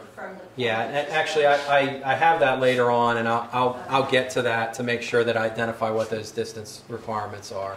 Yes. You haven't mentioned it, but what about the issue of noise? Noise is something that is not regulated by the Oil and Gas Act. There's some question as to whether it's proper for a municipality to regulate noise, and that's something that hasn't been definitively resolved, but it is not regulated by the Oil and Gas Act. You could, in your lease agreement, you could provide some limitations, or maybe require certain coverings or other devices that are gonna reduce the noise. With regard to the surface owner notification, you will get notice for any permit renewal as well. Permit's good for 1 year. It can be renewed. So if permit's renewed, you're going to get notice. And then you're required to get 24 hours notice prior to commencement of drilling. So, not a lot of notice, but you'll at least get some notice right before drilling occurs. Although presumably there will have been other activity that's been occurring there before the drilling actually occurs that you will have seen that. Yes. So they can just show up one morning and start constructing the pad. They don't have to tell you the night before they're coming. They have. They have to notify you before they apply for a permit, and they have to notify you before the well is drilled. Yeah, but and that's all they're required to do. Yeah, that's all they're required to give you notice how of. do you define starting to drill? Is it the construction of the pad or the road in there? Well, or is it to set up their rig and put the bit in the ground? Right there. Put the bit in the ground. Right. So they could show up one day and start bulldozing your field. Well, they're not required to get a permit from DEP to put access roads in. So they're only required to get a permit from DEP to actually drill the well. So the notices that DEP, they're requiring notices pursuant to the Oil and Gas Act, but their concern is about drilling the well. Using the land for access roads, they don't have to get a permit to do that. So they don't have to give you notice. They're not required under the Oil and Gas Act to give you notice for that. They do have to get approval from PennDOT or from township, depending on what road they're building their access roads from. Yeah, at the township level, there are some requirements that it's a good idea to keep in touch with your township. They may be able to give you an idea of where activity is proposed. Okay, I want to talk about a case. This deals with surface owner rights, and this case involved state land, but the way that the court addressed it, it would apply to public or private land. Belden & Blake, it was a company that held rights to extract oil and gas in Oil Creek State Park. The rights are severed, so the state only owns the surface estate. Belden & Blake held rights to the oil and gas through a third party. DCNR would not let Belden & Blake come on the land to access the surface estate unless they signed a coordination agreement. And this coordination agreement provided the terms that what they were allowed to do. It required them to post a bond and to comply with some other requirements. Belden & Blake filed suit and said that they had an implied easement to use the surface estate in order to extract the gas and oil underneath that surface estate. And the bottom line of the Supreme Court's ruling was that DCNR did not have the legal right to require Belden & Blake to execute this coordination agreement. The Belden & Blake did have a right to come onto the surface estate to extract the oil and gas. The reasoning that the court went through was that the subsurface estate was dominant over the surface estate, that the holder of the subsurface rights was entitled to make reasonable use of the surface estate, and that the burden was on the surface owner to challenge the reasonableness of the use. So, as a private landowner, if you own the surface estate, the burden is on you to prove that the company is going beyond reasonable use. The burden is not on them to prove that their use is reasonable. And then the court, as I mentioned, ruled that the government had no greater rights. And so this case is what you need to look at, because it's recent, it's only a couple years old, it's the Pennsylvania Supreme Court, and so this really establishes the basic principle that's going to apply in balancing the rights between the surface and the subsurface owners. Now, you know, the question is raised, well, what is reasonable use? And as we were talking, it's very much a factual inquiry. How are you using the land? How much is that going to impact your use of the land? I think if you have a 5-acre parcel and they're proposing a well that's going to be, you know, as close as it's allowed to be to your house, but you know, it's basically going to dramatically impact your use of the land. I think that's a different situation than a landowner that has 200 acres of land that they access infrequently. But those are the specific factual circumstances that you need to look at to determine what is reasonable use. And I think the question that has not been addressed by courts is, how does the ability to horizontally drill impact reasonable use? And if they don't have to come onto your land, if they can access the rights from a neighbor's, and particularly maybe a neighbor that's signed a gas lease that does control those rights, is it reasonable to use your surface estate? And I think you could make a strong argument that it's not in some situations because of their ability to horizontally drill. So if you're a surface owner, how can you enforce the reasonable use?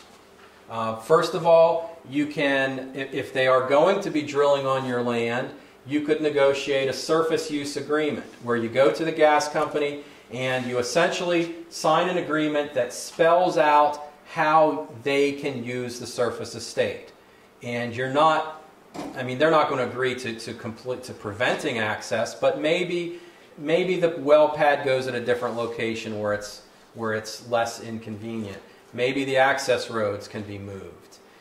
Maybe they pay you for damages that they're causing. They're under no obligation to negotiate the surface use agreement, but it may be in their interest to do so to avoid litigation.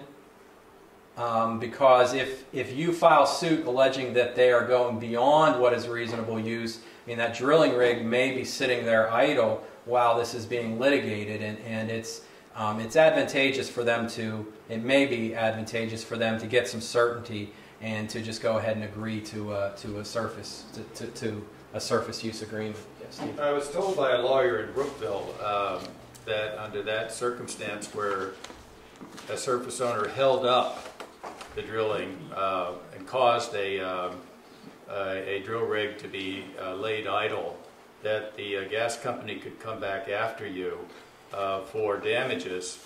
If you lost your case, since the burden of proof is on you, that it's not reasonable, you lose the case and they say, oh, by the way, you idled our rig for 100 days. We're going to bring all our Houston lawyers in and take your place. Well, is that true or not? Well, since the burden is on you, the surface owner, to prove that they're going beyond what is reasonable use, the only way that you're going to be able to stop activity is by getting a court order. So you're going to have to go to court and get a judge to grant some type of injunction or a temporary injunction in order to stop the activity. And as a condition of granting that injunction, they may require you to post a bond. So, I mean, that's a way that they, it's not going to be something that just hits you out of the blue, though, after the fact, because you have to initiate the action and you have to take the offensive. The only way that you're going to get that is to get an order, and I mean, a company may request that you post a bond. That doesn't sound like a fair fight at all. I'm sorry to say. Yes, Brian. So this may be a rhetorical question, and you can't answer it, but it is frustrating to hear all the talk about use, competing uses, and what's a reasonable use, and at what point would a landowner be able to claim that maintaining land in a natural state is a legitimate use that a gas company cannot disrupt? It's one thing to put a gas pad in the middle of a cornfield, and It's easy for a farmer to say, "Look what you did in my cornfield," but in many cases, land has value beyond what humans are doing to it. And I think that if you take the severed estates out of the equation and you look at it, you look at an intact estate, an individual landowner is making choices when they sign their lease agreement. And so they're giving up, by signing that lease agreement, they're giving up certain rights. When you have the estates that are severed, when you're talking about making arguments to say that they're going beyond reasonable use, I think you could certainly raise the issue to say it's not reasonable to use my land when I did not sign a lease agreement. When neighbors did sign lease agreements, it's their land should be utilized. Rather, it's not reasonable to use my land in that situation. Now, the counter argument may be when you bought your land, you had the opportunity to do a title search. You had the opportunity to understand what potential encumbrances were on your land, so you were on notice that this was a potential outcome. But I think there's not a lot of litigation talking about what is reasonable use. And I think there are a lot of arguments that could be made that would provide some protection to the owners of severed estates. But there hasn't been any case law addressing it, and I think that the Belden Blake case did not address the realities of horizontal drilling. And I think that's what would have to be included in the analysis, that the ability to horizontally drill changes how subsurface owners can use the surface estate, and that hasn't been. There's not a court that has made a decision of that nature in Pennsylvania. So let me try to focus this a little bit, and then I'll let it go, because I realize it's hard to answer. But could a surface owner actually develop on the property, let's say wetlands, wildlife habitat, trails of various sorts that are available to the public or something, and to be able to claim at a later time that it would be unreasonable to penetrate that natural state? I think any manner in which the surface estate is going to be disturbed, regardless of what is on the surface estate, I think would be a relevant factor to consider in whether it's reasonable or not.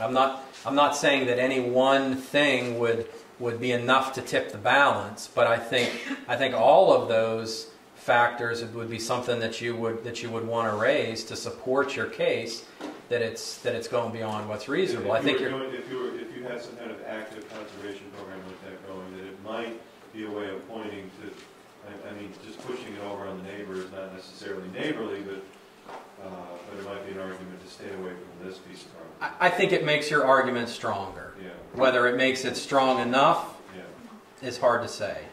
So how come if you sort of keep your ear to the ground, that's a lot of the complaining people are hearing about is people who do not have the mineral estate but just have the surface estate feeling as though they're being abused. Is it just timing that we haven't had any of these cases up in front of any kind of court until now? I mean, I would have thought that it would have been challenged by now.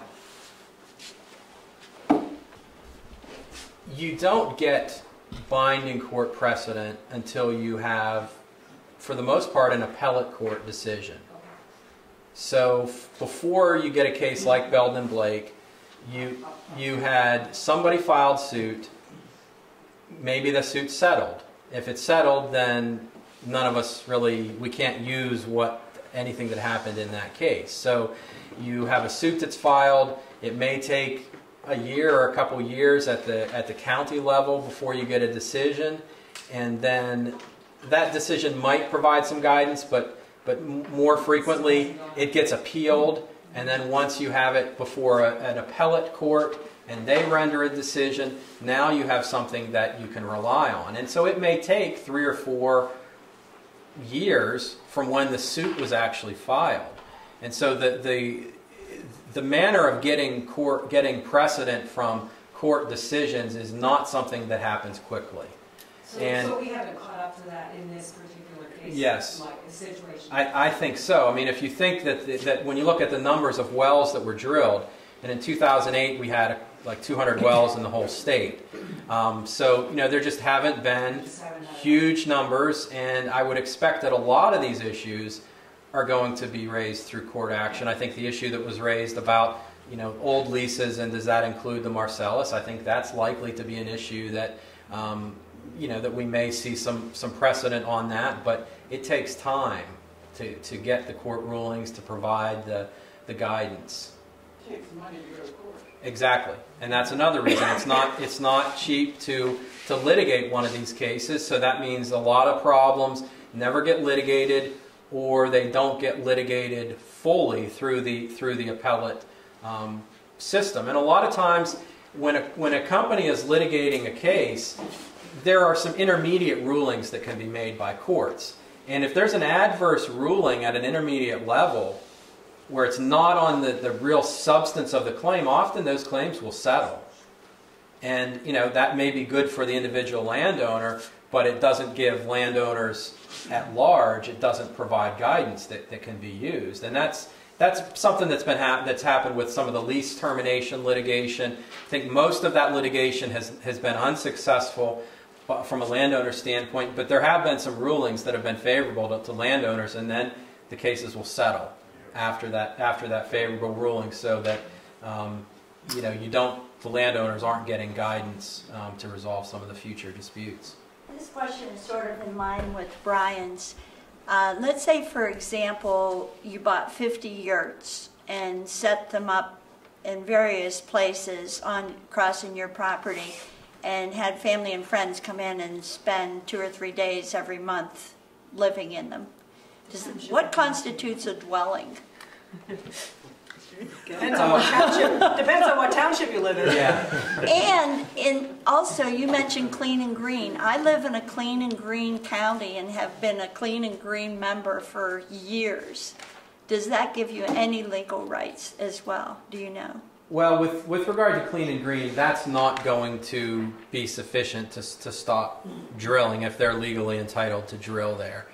There has been legislation that imposes rollback taxes on clean and green status on the well site. But if you have a severed estate, those rollback taxes do not apply to you. So for a severed estate, there's no adverse impact with regard to clean and green. What about, I'm in the process of having a large reclamation project done on my property. And do you know if that constitutes any legalities for no drilling? If you're talking about a severed estate, the reasonable use is the standard, and I can't tell you, exactly what is going to be sufficient to make something reasonable use, or what's going beyond reasonable use. It's a factual inquiry, and I think from a planning standpoint, or from an analytical standpoint, you want to make your case as strong as it can be, but where are you actually going to tip the scales to make it going beyond reasonable use? I can't tell you what that is, and no one else can tell you what that is. I mean, you can have opinions as to whether it's going beyond, whether it's reasonable or it's going beyond reasonable, but ultimately it's what can be agreed between the parties, or if there's litigation, whether a court feels that it's tipped those scales to going beyond what's considered reasonable use. What happens if your neighbor is a federal habitat park? Your property adjacent to that. What are they doing with all this ground that they have? Are they thinking about doing drilling? Well, with state land, the DCNR manages the state property, and they have had some lease offerings, so there is drilling on state land. Federal land. And federal land, a lot, and I'm not sure the exact percentages, but a lot of federal land is the states have been severed. And there is litigation. I talked about the Belden and Blake case for dealing with state land. There has been litigation dealing with activities in the Allegheny National Forest, and it basically comes out the same way as the Belden and Blake case, where if the federal government does not, if they own the surface rights, then the owner of the natural gas rights has rights to make reasonable use of the surface estate. So first you'd have to look at, does the federal government own the mineral rights, or are they owned by private entities? If they're owned by private entities, then they do have the right to make reasonable use of that surface estate. Okay? What about damages to the surface estate? And what is the obligation of the natural gas company or the entity that owns the natural gas rights to compensate the surface owner for damages? And that's not clear what that extent is. There is no statutory provision that details whether or not surface owners should be paid damages as a result of gas companies coming onto their land. I thought I'd get more of a negative response. Why are all the laws so clear about what we lose and so confused about what they lose? They're not confused. They're not confused. There are no provisions dealing with compensation. I think as a practical matter, companies have paid surface damages, but there's no statutory requirement that they do so. Now, there is a case that was decided about a year and a half ago, and I think this gives some support for the fact that surface owners should be compensated for damages on their land. The issue is whether the damages are just part of that reasonable use. If I have the right to make reasonable use, that necessarily means that I'm going to cause some damage to the land. And in this Gates case, the landowners, this was an intact estate. This was not a severed estate. But the landowners had executed a lease agreement and a number of pipeline rights-of-ways. And the pipeline was installed improperly. It caused damage to their property, and they sought damages for having their property devalued. And the court, in looking at that, found that there were 20 acres that was rendered almost unable to be used again. And so the court awarded $16,000 in damages due to the diminution in the property value. So, you might think that it should have been a higher amount, but that's what the evidence suggested that amount of acreage was worth that was rendered completely unable to be used. Now, the part of this case that is beneficial to surface owners is that the court didn't rely on their lease agreement or their pipeline rights-of-way in granting these damages. The court ordered these damages even though the damage that was done was typical of what happens with natural gas production. And the gas company was alleging that because this was just typical damage, that there should be no compensation that was required. But the court found that did not support that argument, that the fact that this was evidence that was typical of natural gas exploration did not alleviate them of their obligation to pay damages. So I think this case, that aspect of this case, there was a lot else going on in this case, but that aspect of this case, I think, supports surface owners that they would need to be compensated for any damages that are done as a result of gas exploration. But doesn't that show every landowner in this room the potential problem that even if the gas companies say you're going to end up with land that is not usable? I mean, that's what we have to get out to people in this state. Wouldn't you agree? I mean, the gas companies are saying exactly, if we're going to come in and develop these pipelines, you're going to have unusable land when we leave. That's typical, right? Well, isn't that what you're saying? Well, the facts in this case, the type, the way, the use that the land was put to, the way, and I don't know specifically, exactly what was done or how the land was impacted over the long term, but the court ruled that the fact whether or not it's typical of gas exploration was irrelevant to their obligation to provide damages, to provide payment for the damages that occurred. So, I think that's what happened in that case, and I think you can make your own judgment as to how you want to expand that. But that was, in terms of a surface owner, I think it gives you some support that if damages occurred on your land, the fact that the fact that it's typical or atypical to natural gas exploration is irrelevant. That the damages are going to be due even if it's typical use of your land. That there still would be damages that would be due. I don't think people are aware of that. And they're looking at the money they're going to get, and then they're going to have property that is totally devalued. And I just commend PASA for getting these workshops out. And I feel there's a lot of education that needs to happen in this state. And it's very, very sad, because that is going to be a typical situation.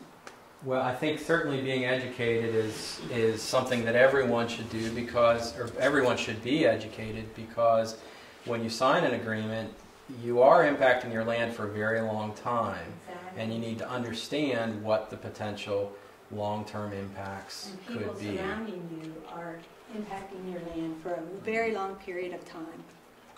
And that has to be shown across this state. And I'm just very glad that you're sharing this information, Ross. And I think the next session is addressing more of advocacy or communication skills. So I think that would be kind of taking those issues to that level. As a surface owner only, I've received the impression from several different sources that if they decide to put a Marcellus well on our property, that I'm going to present it with the opportunity to sign an agreement and I'll receive some money.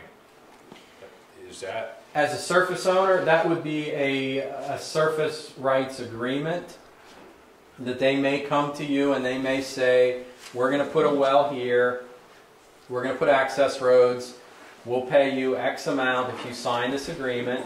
And essentially what you are doing by signing that surface use agreement is you are defining what will be reasonable use. So by signing that agreement, you're essentially saying, putting a well here, putting access roads, that is reasonable use. I'm not going to challenge you and saying that that's going beyond what is considered reasonable use, and then the issue will be resolved. So that's why they would pay me, so that they know that I'm not going to sue them. They're paying you for certainty. I mean, they're paying you to get some definition so that the issue is resolved. Or they might be paying you for some PR reason, but the legal reason the legal interest is that they can define what reasonable use is so that you would not be able to challenge them on the reasonable use. So, do you have any advice as far as accepting the money? Or? Well, I can't give you specific advice, but I think if they're offering you a surface use agreement and you say, I'm not signing, it doesn't mean that they're not going to just come on and do this exact same thing and not pay you for it. It means that if you don't sign it, you would have the ability to challenge them, but it doesn't mean that they are saying that they think they have to do this. So, I mean, I think you have to factor it in. I think you want to have it reviewed. You want to understand what it's saying. I mean, at that point, you are giving up your rights. You're giving up your rights to enforce the reasonable use of the surface estate. So you need to understand exactly what you're giving up, and make a decision if what you're getting is enough to compensate you for what you're giving up. So, but if I don't like what they're doing and I decide that I would want to sue, that would potentially cost me money, and I could be countersued possibly in the future, according to Steve. Well, I think Steve's point is not going to, I think it's more likely to come up when a court would grant a preliminary injunction. If a court would say, okay, we're going to make them idle the drilling rigs, but we're only going to do that if you're willing to post a bond, in which case if you win, that's fine, you keep it. But if you lose, then you are going to have to compensate them for the time. But that's something that's going to come up in the context of an order. You're not going to be, I don't think that you're going to be required to do that unless it's part of the court order granting that preliminary injunction. There's nothing to say that he couldn't make a counter proposal to that proposal, yes, right? Exactly. So that says, I'm going to put the well here, and you say, well, why don't you put it over there? And then exactly. You would have that sample or dialogue to somebody who had the whole estate, right? Exactly. You could negotiate, as Sue said, to try to maybe, if you don't like exactly where their facilities are, to maybe relocate them to a point that is going to be more convenient for you. You can try to negotiate that. I think if the company comes to the table, I think you should try, it's probably in your interest to try to work with them to get the best situation for you. Because if you turn them away, that really is going to, that means the only way you're going to get any relief is to file litigation. And that's, there are problems with the strategy of filing litigation. So, I think you need to think about, is there some way that you can resolve it that's going to work out best for you in that situation? One person told me that if I'm presented with an offer like that, I shouldn't accept the first amount of money that they. I mean, that's a negotiating strategy, and I think it's likely that if they're offering you, X and you ask for X plus 1, they're probably not going to walk away. But in any kind of negotiation, each party has their points at which they're not going to give any more, and you don't know what their point is that they're not going to go beyond, and they don't necessarily know what yours is. So that's part of the negotiating process. So are you saying there's a history of this type of negotiation? I'm not making any statement as to whether there is or isn't. I think it's something that every company is going to have a different approach. I think it's very unlikely that a company is going to make an offer to you, and you come back with a counter offer, and they're going to say, no, we're not agreeing with your counter offer, and your original offer is off the table as well. That's possible, but I think it's unlikely that they're going to completely walk away from that original offer. I think it's more likely that they're either going to say, okay, we'll give you that, or they're going to say, our first offer was our final offer. But you do have to recognize anytime you reject their offer, they're free to pull it off the table. Okay, it's 8:30 now. I was going to talk about the rule of capture and pooling and unitization. I'm fine to keep speaking. If anyone has obligations that you need to leave, I will not be offended if you do so. So I'll go through the pooling and unitization. That sounds good. We got started a little later. Okay. So, yeah, people should feel free to leave. Yeah, unfortunately, I wish you could say more. Okay. Feel free if you want to touch base. Feel free to give me a call. Thanks very much. Leah, it's worth consider setting up now that presentation is going to be available on our website as well. Yeah, we have the PowerPoint slides online now, and I'll send a follow-up email to those of you who have emails to let you know how to access that. And when we have the video online, we can share that as well. And just a reminder to fill out your survey, your evaluation before you leave, and you can just hand that in to me as you go. Okay. This, I would have just mentioned Dunham's rule, which may be something that I don't want to give false hope to the surface owners, but it actually can be beneficial. Pennsylvania law, if a reservation of a mineral estate does not specifically refer to oil and natural gas, or does not otherwise indicate that it's intended to include oil and natural gas, then the word mineral estate does not include oil and natural gas. So, the question is oil and natural gas a mineral? And in some cases, yes, it is considered to be a mineral. In other cases, it's not considered to be a mineral. And under Dunham's rule, if that reservation, where the mineral estate was separated from the surface estate, If it just says mineral estate and does not specifically state oil and natural gas, or does not otherwise indicate that oil and natural gas is intended to be included in mineral estate, then mineral estate does not include oil and natural gas. And the only way you can figure out specifically how it applies to your land is to do a title search and to look at the instrument where the estates were severed and look at the language that's in that instrument.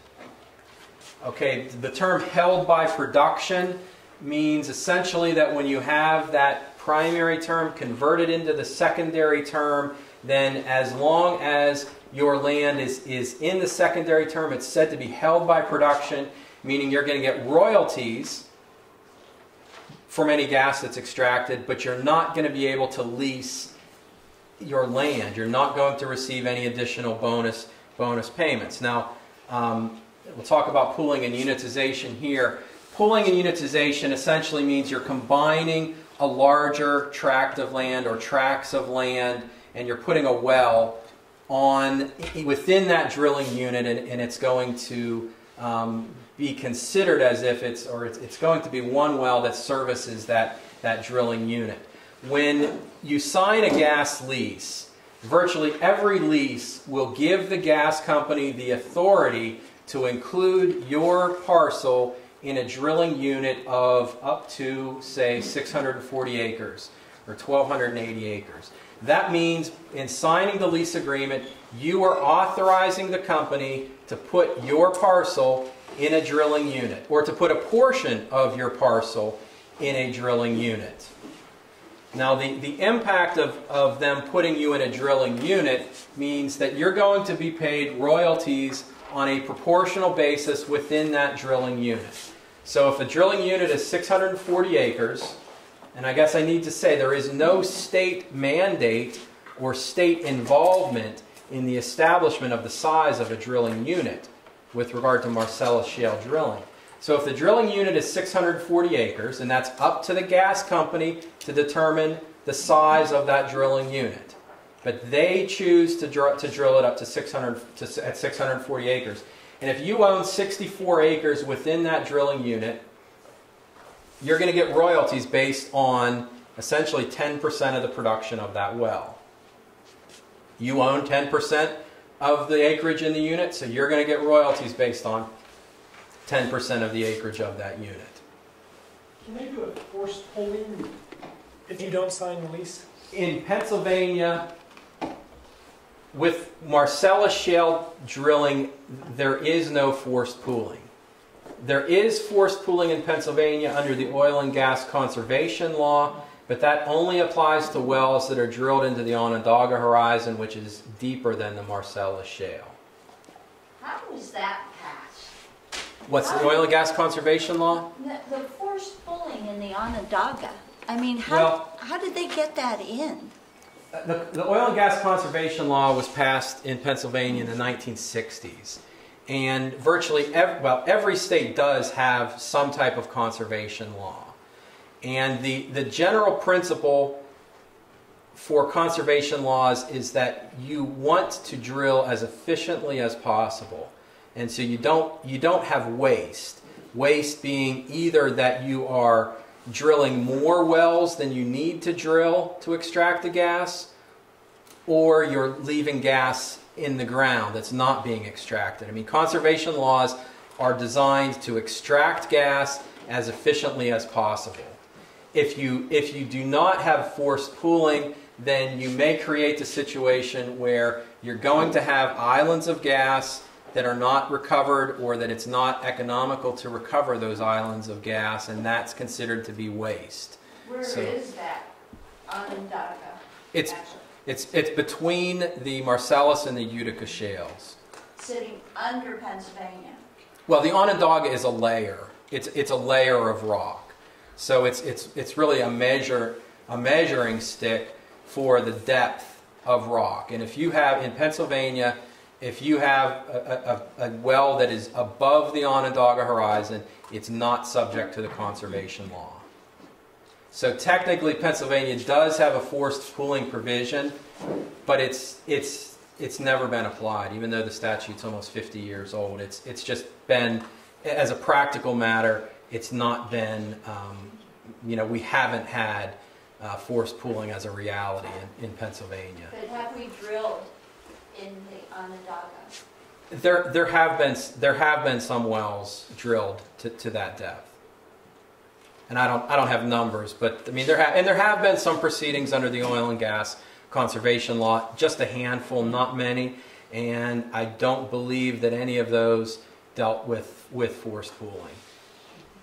On your 64 acres, the drilling company says, well, you're on the periphery and we only need 10 acres, so you're only going to get paid 10 acres of your 64. Okay, now in my example of 64, this doesn't mean that you own a total of 64 acres. This means you own 64 acres in the drilling unit. You could own 500 acres, but they have only chosen to include 64 of your acres in the drilling unit. And that's where pooling might come in, because the adjacent property might be being drilled by somebody else, and you could be part of that pool. So that's my question. Do these two corporates pool, or are there any negatives? A company cannot include your land in a drilling unit unless they hold your lease. So if a company is drilling and they include a portion of your land in a drilling unit, let's say you own 1,000 acres and they include 64 of your acres in the drilling unit, that means that you have 936 acres that are not in a drilling unit. Another company is not going to be able to include those acres in a drilling unit. They will not be included in a drilling unit until the company that holds your lease determines to put them in a drilling unit. So could you negotiate in your lease that anything that they don't use that you can allow to be pulled by somebody else? Okay, and it leads me into what's that? You can pay her in the parking lot. Yeah, leads me to the next slide. Okay, so when only a portion, I think that's the second time you've done that. So, right. So where only a portion of your leasehold is included in a drilling unit, all of your acreage will be held by production. So if your 64 acres are in a drilling unit, the other 936 acres are held by production, meaning it's up to the company that holds your lease to determine whether or not they're going to put them in a drilling unit. What you can do, however, in negotiating the lease is to negotiate a pew clause. And with a pew clause, what you're saying is that all portions of your land that are not included in a drilling unit will be released at the end of the primary term. So if you have a 5-year term and they include 64 acres in a drilling unit, they don't deal with the other 936. When your primary term expires, then the lease will expire as to any land that's not included, that 936 acres, and then at that point you could sign a lease with that same company or with a different company. So it prevents them from including a small portion of your land and tying up all of your land. And that's a very big concern. I think a pew clause, or, I mean, there are other ways that you can address this issue. You could do kind of an all or nothing clause, but preventing your land from being held by production by a small amount of the acreage included in a drilling unit, it is a concern. And I think you need to address that concern in the leasing agreement, because when companies have a large amount of acreage and they're working against the clock, and this is a bigger concern in areas that have a lot of drilling, like Bradford County. So in Bradford County, they have a large amount of acreage. They have a finite number of drilling rigs, so they can only drill X number of wells within, before leases are going to start to expire. So it's in their business interest to act in a way to tie up as much acreage as possible.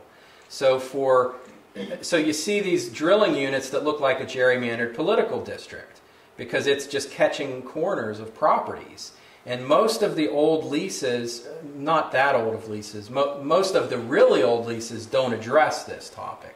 But the leases that were signed, say, 5 or 10 years ago, had a 640 acre max. And so the companies are limited to creating a drilling unit that's no more than 640 acres. So it's in their business interest to draw drilling units that are 640 acres and that tie up as many parcels as possible.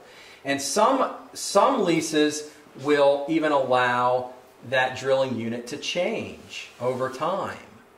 So, your lease is about ready to expire, then they put you in a drilling unit for a well that's already been drilled. So you need to look at that unitization clause very carefully to make sure that you're not going to have land held by production where you're not getting royalties from that, where you're having land that's just held at the discretion of the company and you're receiving a very small amount. Okay, a two-part question. Claire's land adjoins mine, theoretically. She doesn't want it touched. I say drill. How is she protected from my getting paid there you go again. for her gas? Number 3. I think she looked at this before I started. How am I impacted by the company who says, we're not going to drill because Claire's in the middle of that and therefore we don't want your property because we can't get hers? Okay. Companies cannot drill under land that they don't hold a lease to. So when you have a parcel of land that the landowner says, I'm not leasing or I'm not leasing for that price, and they don't sign a lease, the company cannot include that land in a drilling unit. They cannot have the well bore go under that land.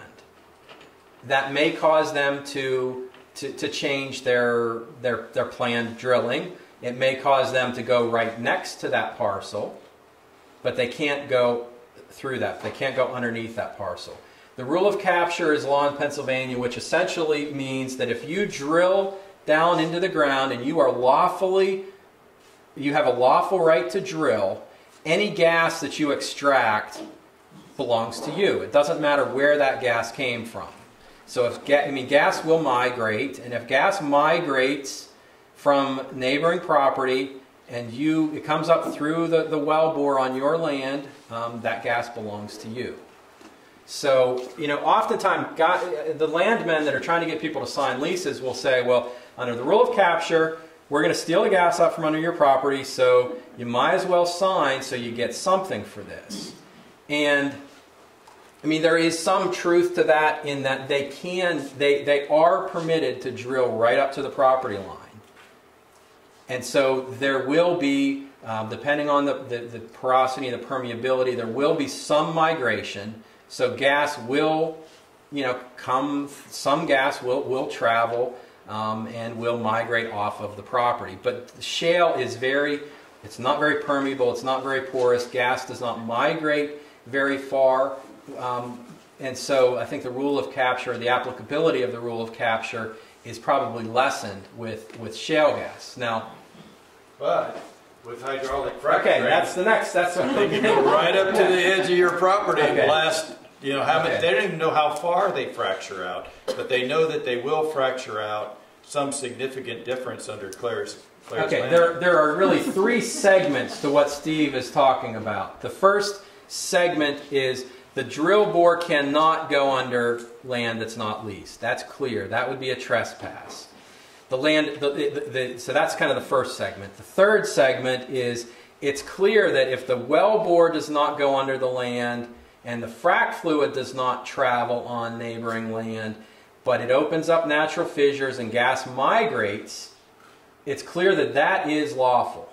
That's permitted for companies to do that. That second stage that Steve's talking about, when you have the frac fluid, that the wellbore doesn't go under the land, but the frac fluid travels under the land, that's not clear in Pennsylvania. Texas, there's a Texas case that says that's permitted. That's not a trespass. But in Pennsylvania, that issue has not been decided, and that's another one of those issues that I would put on the list that it's probably going to be resolved at some point, but we don't have a definitive answer on that yet. So wellbore cannot travel under the land. Migration can pull the gas, but we don't know whether fracking would be considered a trespass or not. How would somebody prove that a wellbore was under their land and it wasn't. Can't you see it? You can't see it? Not a horizontal. No, I mean that you can tell. I mean the companies have to have pretty high-tech tracking mechanisms to know where the wells go, and they have to file those records with DEP. But as a practical matter, I mean there are issues about how are you going to find that out. You know, that's a fair question. How would you prove it after the fact? I mean, I think that's a fair question as well. But it is, they're not permitted to do it. And I do know of one situation where a company did actually trespass as they were going down. They weren't going straight down. They angled down and went under somebody else's property. And the company did contact the landowner and tell them. I mean, they contacted them to try to get them to sign an agreement that would have authorized that trespass, but they did contact them. And you know, so I mean, it's.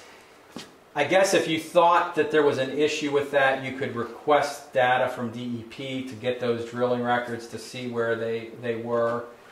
Might not be a completely satisfactory answer, but it is, like a lot of other things, you know, there are some proof problems that you have to get around. Ross, is there a history with Texas with their pooling? Because I understand forced pooling is legal in their state. Is that correct? Just about everywhere. Just about. Forced pooling is permitted almost everywhere. And so legislation here could happen overnight, and that could change in this state as well. Yeah, any legislation could happen quickly. I mean, there has been really a very small amount of legislative action, legislative enactments. There's been a lot of talk, a lot of discussion, but very few bills have actually gotten passed over the last few years, which may be good, it may be bad, depending on your perspective, but doesn't mean that something couldn't happen overnight. Corbett actually said he's not in favor. Correct. I mean, Shocking. Forced pooling is an issue that it's not as simple as pro-company, anti-landowner. I mean, there are a lot of different facets to that issue, and Senator Yaw, who's a senator up around Williamsport, proposed a company-to-company pooling, meaning they could only have forced pooling if the landowner had already signed a gas lease. And that's actually a very pro-landowner perspective, because it could, you can have, the holdout can be a landowner that decides they don't want to execute a lease, or the holdout could be a company that's trying to hold out for more, where the landowner has already signed the lease and they want the land to be developed, but it's not being developed because there's a third-party company that holds that lease that won't cooperate with the dominant leasing company in the area. And in that case, that landowner is not getting what they wanted. So the company-to-company pooling would really be a pro-landowner position, but I don't think that hasn't moved very far. Okay, we didn't get through the statutory and regulatory overview. Let me just flip through so I can tell you what the feet is, because I didn't want to misstate it. Okay, there it is. 200 feet from a building or water well, 100 feet from a spring, stream, body of water, or wetland larger than an acre. Ross, in your past presentations, you've spoken really eloquently about leaving room for potential favorable changes in setbacks, and that would probably be worth saying something. Yeah, it actually was in this area. This is state law. So some leases will just restate state law, and they will say you can't put a well any closer than 200 feet to a building. And so as a landowner, you may say, you know, that's what state law is, so I'll go ahead and agree to that. But if that provision were to change in the future, maybe the General Assembly will increase that distance. If your lease, let's say they increase it to 500 feet, and your lease says 200 feet, then you may, depending on the terms of the new legislation, you may forfeit any benefit from future state legislation. So I think you need to be very careful about just blindly agreeing to have what is state law in your lease agreement. You need to think independently, and you certainly, this is state law, you certainly can make it greater than that in your lease. And you can consider that in a negotiation, but I would be reluctant, or I would really need to think about just restating state law. Now it could go the other way. They could say we're going to change it and it's only going to be 100 feet. We're going to reduce that setback. But I think it's unlikely that it's going to the legislation will go in that direction. I think if it changes, it's likely to increase the setbacks. Okay, thank you for your time. I'm happy to answer any questions. Could you just talk a little bit about severance tax so that people understand where that stands? Okay. A severance tax is essentially a tax on the extraction of the natural gas. So when the gas is taken out of the ground, there's a tax that it could either be based on the volume of gas, it could be based on the value of the gas, it could be a combination of those. If you determine, Pennsylvania really stands almost alone in not having a severance tax. I mean, there are arguments for and against it, and I don't really want to get into those arguments, but if you determine that you're going to have a severance tax, I think the next question is, how do you divide it? Who gets that? Does it go to the general fund? Does it go to impacted municipalities? Does it go to conservation funds? Those have been kind of the three general directions in most of the legislation. Now, Governor Corbett has said that he's opposed to a severance tax. So, I mean, there have been discussions or bills introduced, but I don't think a severance tax per se has gotten a lot of traction. Senator Scarnati introduced Senate Bill 1100, which proposed an impact fee, which has gotten a lot of discussion. And his impact fee, whether something's a severance tax or an impact fee, it might really be somewhat of a non-issue. But the fact of an impact fee, the idea of an impact fee is that it's taking the money, the costs that are being incurred by local government, and it's providing a mechanism for companies to be charged those fees, which then are going to be returned to municipalities to pay or compensate them for the impacts that drilling is causing. So maybe the roads or just the general demands on infrastructure, there would be a mechanism for compensating municipalities. Now, Senator Scarnati's bill provided that some of the money would go to the townships where drilling is occurring, some of it would go to the county in which the drilling is occurring, some of it would go to the state general fund. So that's kind of the general, really where it stands right now is legislation is being discussed. This impact fee that Senator Scarnati has introduced is really the bill that's getting the most discussion. And with Republicans controlling both House and the governor's office, I think it's more likely that it's going to have to be, for a bill to pass, it's going to have to be something that's acceptable to the Republicans. Does that address? Yeah. Okay, again, thank you for your time. I'm happy to take any questions afterwards.